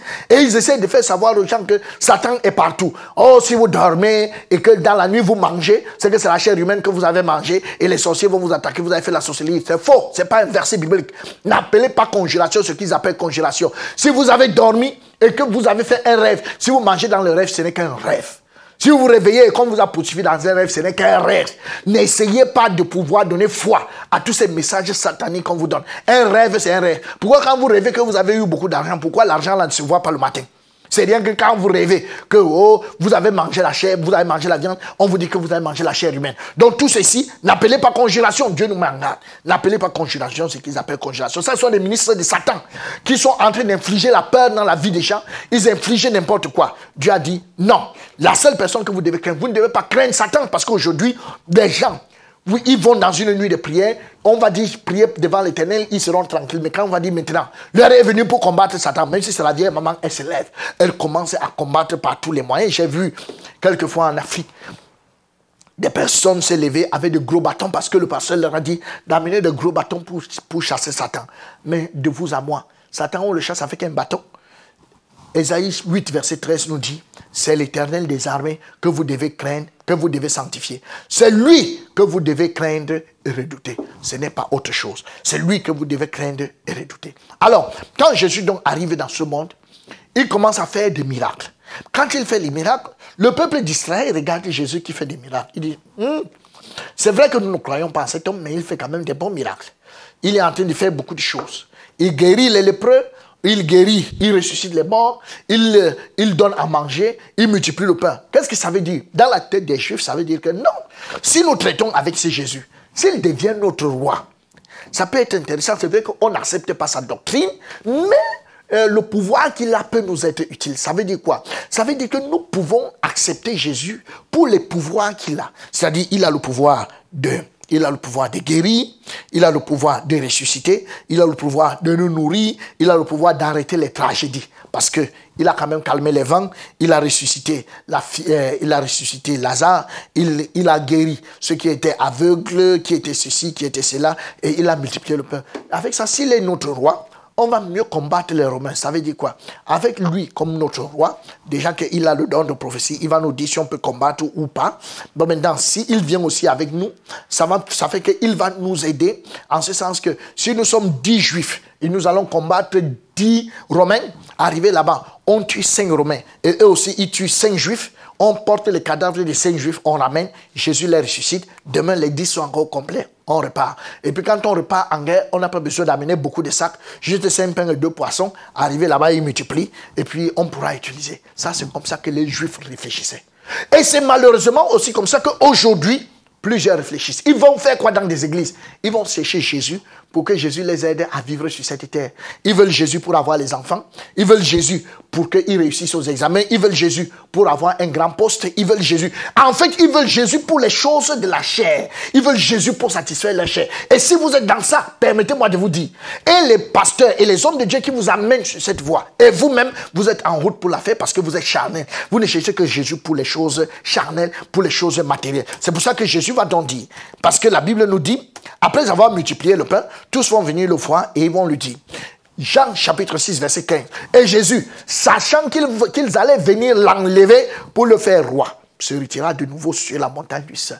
Ah oui, il voulait le faire roi pour les choses matérielles. De la même manière que le bandit qui était sur la croix, les deux bandits, je vous l'ai dit la dernière fois, les deux bandits avaient besoin de Jésus. Mais l'un qui était à gauche, lui, il avait besoin de Jésus pour continuer de vivre sur cette terre, alors que l'autre bandit avait besoin de Jésus pour vivre dans l'au-delà. Vous avez besoin de Jésus. Pourquoi? Si vous avez besoin de Jésus pour une chose, pour votre protection, parce qu'il y a trop de sorciers dans votre village, laissez-moi vous dire, vous êtes en route pour l'enfer. Et ils ont dit, nous voulons Jésus pour notre roi, pour satisfaire nos besoins. La Bible nous dit, Jésus s'est retiré. Et sachez-le, mesdames et messieurs, Jésus est le même hier, aujourd'hui et éternellement. De la même manière qu'il s'est retiré hier, c'est de la même manière qu'il se retire aujourd'hui. Parce que Jésus n'est pas là pour les choses matérielles. Il n'est pas là pour les choses matérielles. Il n'est pas là pour ça. Il n'est vraiment pas là pour ça. Il est là pour que les gens naissent de nouveau. Malheureusement, les gens le veulent pour les choses matérielles. Et Jésus s'est retiré. Et aujourd'hui, vous demandez à quelqu'un, est-ce que tu sais Jésus? Oui, vraiment, Jésus, c'est mon roi. Pourquoi? Parce que tu ne peux pas savoir vraiment, pasteur, je n'avais pas d'enfant. Quand je suis arrivé dans cette église, on a prié pour moi et Jésus m'a donné un enfant. Sache que Jésus n'est pas ton roi. Il n'est pas le roi pour ce genre de choses. Et alors, quand Jésus a refusé d'être leur roi dans la Bible, alors tout le peuple répondit que son sang retombe sur nous et sur nos enfants. Donc, ils ont décidé de tuer Jésus parce que Jésus a refusé d'être leur roi. Les hommes de Dieu et les pasteurs peuvent bien le constater. Il y a beaucoup de pasteurs qui meurent dans la misère et ayant pourtant connu des années de gloire. À l'époque où il chassait encore les démons, il faisait beaucoup de choses où il avait, entre guillemets, l'onction. Non, il pouvait voir plusieurs fidèles. Les gens l'appelaient papa et tout. Jusqu'à un moment donné, l'onction est finie et il meurt seul. Pourquoi? Ces gens n'étaient que là pour les besoins de la chair. Donc, nous n'allons pas être des ministres de la chair. De la même manière, pour Jésus, ils ont décidé de le tuer. Le tuer parce qu'il ne voulait pas être leur roi pour pouvoir aux besoins charnels. Aujourd'hui, la Bible nous dit qu'il y a beaucoup de pasteurs, beaucoup de hommes de Dieu, ils sont assis devant la porte. Ils sont là assis pour faire des prosélytes. Des prosélytes, pourquoi? Ce qu'ils amènent, non seulement ils sont assis devant la porte du ciel, eux-mêmes ils n'entrent pas et ils ne font entrer personne. Mais ils sont seulement là en train de promettre, venez chez nous, vous allez voyager. Venez chez nous, vous allez épouser un blanc. Venez chez nous, votre vie va changer. Venez chez nous, vous allez réussir dans vos affaires. Ça, ce sont des prophètes de malheur qui, non seulement eux-mêmes ils n'entrent pas, mais vous-même, ils ne vous permettront pas d'entrer. Permettez-moi de vous dire, ce sont ces gens qui détruisent toute l'Afrique. Mais, revenons dans notre texte, ils ont donc décidé de tuer Jésus. Quand ils vont tuer Jésus, ils vont dire que son sang retombe sur nous et sur nos enfants. Effectivement, ça va être très grave. Parce que, à partir de ce moment, Jésus lui-même va dire. Et Jésus, pendant qu'il portait sa croix, Jésus se tourna vers elle et dit, fille de Jérusalem, ne pleurez pas sur moi, mais pleurez sur vous et sur vos enfants. Pleurez sur vous et sur vos enfants. Pourquoi? Parce que la déclaration que viennent de faire vos pères, là, ça va être très grave. Il dit, malheur aux femmes qui seront enceintes et à celles qui allaiteront en ces jours-là. Car il y aura une grande détresse dans le pays et de la colère contre ce peuple. Ils tomberont sur le tranchant de l'épée. Ils seront emmenés captifs. Ils seront parmi toutes les nations. Et Jérusalem sera foulée aux pieds par les nations jusqu'à ce que le temps des nations soit accompli. Au milieu de l'angoisse et de la détresse où te réduira ton ennemi, tu mangeras de fruits de tes entrailles, la chair de tes fils et de tes filles, que l'Éternel ton Dieu sera donné. Dieu savait que Israël allait désobéir et il avait déjà préparé dans la convention. Il avait écrit dans la convention les choses qui arriveraient à Israël au cas où Israël désobéirait. Et effectivement, il avait dit qu'ils devaient manger le fruit de leurs entrailles, qu'ils allaient manger leurs enfants. En fait, en l'an 70 après Jésus-Christ, l'empereur Titus avec l'armée romaine, ils vont barricader Jérusalem. Personne n'entre et personne ne sort. Ils vont pratiquement tout brûler et tout le peuple d'Israël était confiné à l'intérieur de Jérusalem. Mais il va attendre pendant longtemps Titus et toute son armée. Et il va dire, mais pourquoi ces gens ne se rendent pas? Il va donc envoyer des espions à l'intérieur. Il va donc se rendre compte qu'en fait, le peuple d'Israël, ils ont commencé à manger leurs propres enfants. Ils vont trouver des tas d'os parce que le peuple d'Israël mangeait ses propres enfants. Quelle catastrophe! Il va tuer plusieurs. Et ils vont mettre même cette stèle qui existe en Israël jusqu'à présent. Et ça, ce n'était que le début. Ce n'était que le début des temps difficiles. Et voici ce qui a été écrit dans la convention, dans l'alliance avec Israël. L'Éternel de Dieu te dispersera parmi tous les peuples d'une extrémité de la terre à l'autre. Et là, tu serviras d'autres dieux que n'ont connu ni toi ni tes pères, du bois et de la pierre. Donc ils vont même se procéder devant d'autres dieux. J'exterminerai Israël du pays que je lui ai donné. Je rejetterai loin de moi la maison que j'ai de consacrer à mon nom. Et Israël sera un sujet de sarcasme et de raillerie parmi tous les peuples. Et tu seras un sujet d'étonnement, de sarcasme et de raillerie parmi toutes les nations, les peuples chez qui l'Éternel te mènera. Donc, toutes les prophéties contre Israël étaient déjà arrêtées. Et il a dit, je les poursuivrai par l'épée. Dieu, ce n'est pas Satan, je les poursuivrai par l'épée, par la famine et par les pestes. Je les rendrai un objet de froid pour tous les royaumes de la terre, un sujet de malédiction, un sujet de désolation, de moquerie et d'opprobre parmi toutes les nations où je les chasserai. Donc ça, c'est l'Éternel qui parle. Je vais les poursuivre. Si l'Éternel te poursuit, mon bien-aimé, tu vas aller te cacher où? Et il te poursuit. Il pourrait même te poursuivre sans aucun instrument, mais s'il a déjà l'épée, au lieu même que l'épée soit suffisante, mais ce n'est pas suffisant, il prend l'épée, il prend la famine, il prend la peste, et il te poursuit avec ces choses. Mon frère, tu ne peux pas t'en sortir. Donc là où tu es, si tu ne nais pas de nouveau, l'Éternel est derrière toi en train de te poursuivre. Et la fin de toute chose sera tellement difficile. Et il dit, c'est moi qui appelle de l'Orient un oiseau de proie. Il dit d'une terre lointaine, il prend un homme pour accomplir mes desseins. Je l'ai dit et je le réaliserai. Je l'ai conçu et je l'exécuterai. C'est-à-dire qu'il fait venir un homme pour accomplir ses desseins. Donc, c'est comme ça qu'il va faire venir, il fait toujours venir un homme. Comme il a fait venir Titus pour juger le peuple d'Israël, il va appeler des hommes tout au long des âges pour pouvoir traiter le peuple d'Israël. Et on va voir ces hommes. On va donc se rendre compte que, en ce qui concerne l'histoire d'Israël, en l'an 70, il va appeler un homme Titus et il va tuer environ 1 100 000. Donc, en 135, il va tuer environ 580 000 par l'empereur Adrien. Et en 1066, il va tuer 400 000 par les Arabes. En 1096, 1291, il va tuer environ 1 million pendant les croisades de guerre. Et il va tuer environ, en 1348, 1350, il va tuer en Europe plus d'1 million. Plus d'1 million. En 1391, et il va tuer environ plusieurs milliers pendant la guerre de Sibérie. Et il va tuer pendant la croisade de guerre entre la Russie et la Pologne. La Russie et la Pologne sont en guerre. Et il va tuer environ 400 000 entre 1648 et 1658. Et pendant la Deuxième Guerre mondiale, il va susciter un homme, Hitler. Et Hitler va tuer 6 millions pour le compte de Dieu. Allons donc voir ensemble. C'est lui qui a dit, hein, il appelle un oiseau, il suscite un homme pour accomplir et réaliser ses desseins. Et voilà donc ce qu'il va accomplir avec Hitler. Il va tuer environ 1 million et de la mauvaise façon parce qu'il a dit, vous serez un objet de foi, un objet de malédiction. C'est-à-dire que je vais vous faire des choses que quand les gens vont voir, les gens vont se demander que c'est toujours le peuple de Dieu comme ça. Et là, il va tuer plusieurs milliers. Donc, observons tous ensemble ce qui va se passer avec le peuple d'Israël. Les convois s'égarent, stoppent, repartent, sont bombardés, arrivent enfin.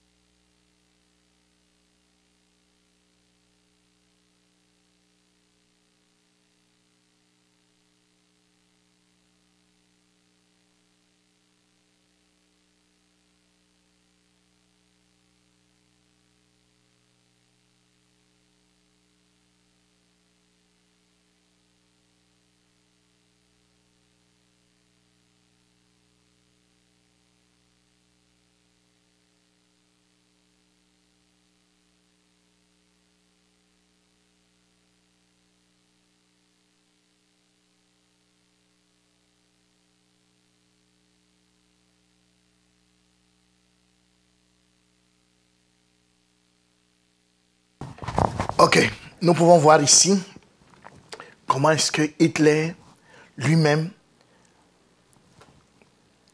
a pu tuer les Juifs en guise de châtiment de l'Éternel.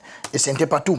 Vous-même, vous savez que Jésus avait dit, Jésus se tourna vers elle et dit, fille de Jérusalem, ne pleurez pas sur moi, mais pleurez sur vous et sur vos enfants. Donc même des enfants ont souffert à cause de cette attitude et nous allons voir également cette vidéo.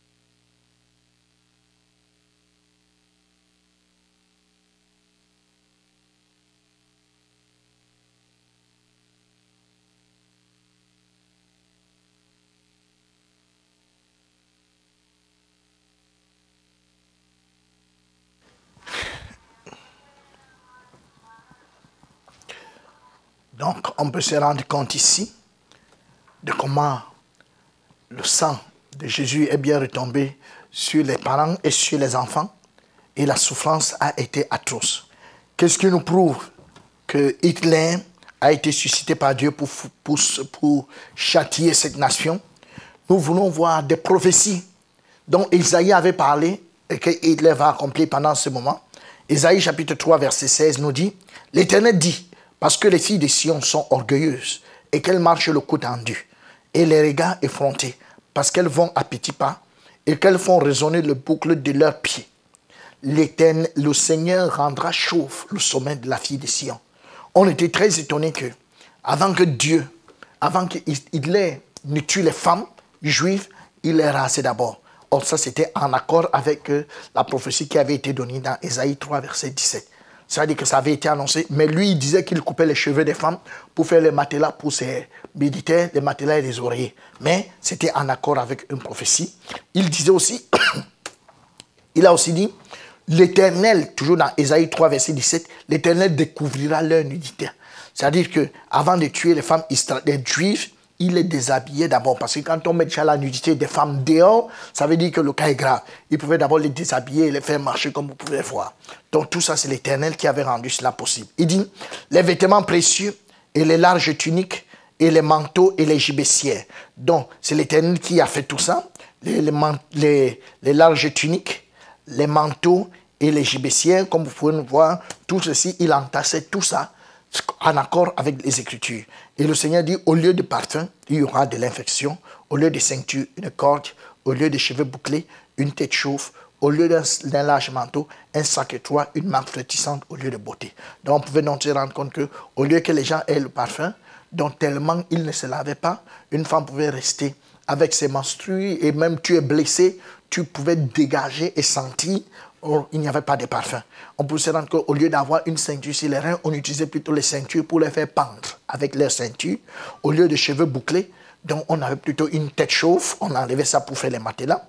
Au lieu d'un large manteau, on avait plutôt un sac étroit pour pouvoir garder des petits éléments qu'on pouvait garder.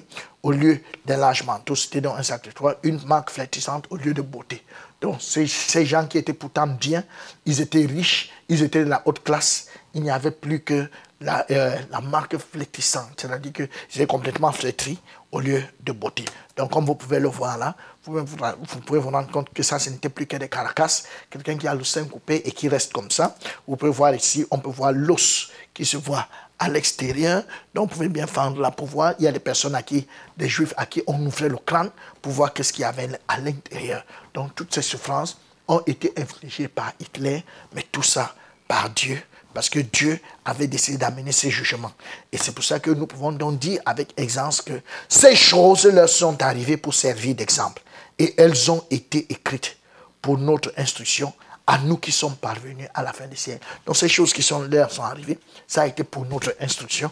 Et Dieu nous envoie dans ce petit texto pour nous dire que si du Romains 11, verset 21, car si Dieu n'a pas épargné les branches naturelles, il ne t'épargnera pas non plus. Donc, si Dieu n'a pas épargné les branches naturelles, il dit qu'il ne t'épargnera pas. Donc, il ne t'épargnera pas. Pourquoi? Il te reproche même quoi? C'est ce que nous allons voir dans la prochaine session. Qu'est-ce que Dieu te reproche? Pourquoi il est décidé à ne pas t'épargner? Ça, c'est ce que nous allons voir dans la troisième session. Alors, nous avons eu, il y a une première session, celle-ci est la deuxième session, et nous allons donc passer à la troisième session. Si vous voulez les écouter, écoutez-les en ordre, je vous en prie. Merci de m'avoir écouté. Nous allons prier. Notre Dieu et notre Père, merci parce que tu nous as fait connaître, tu nous fais connaître qui tu es à travers l'histoire, à travers les faits historiques que nous avons vus, au travers du jardin d'Éden, au travers de l'arche de Noé, au travers de l'Exode. Nous avons compris que toutes ces choses se sont faites et ça s'est fait par ta main. Et nous avons aussi compris à travers l'histoire d'Israël que toi, tu es le Dieu qui fait toutes choses, les bonnes et les mauvaises viennent de toi, et que tu es au contrôle de toutes choses. Et nous avons pu le comprendre pendant ces enseignements. Merci grandement, Seigneur, parce que tu es en train de construire notre foi. Et pendant que tu construis notre foi, nous prions afin que tu donnes à chacun qui va écouter cette vidéo de pouvoir parvenir à ta connaissance de la même manière. Merci grandement pour tout ce que tu fais dans ce monde, pour les âmes que tu sauves. C'est dans le nom précieux de Jésus-Christ que j'ai prié. Amen.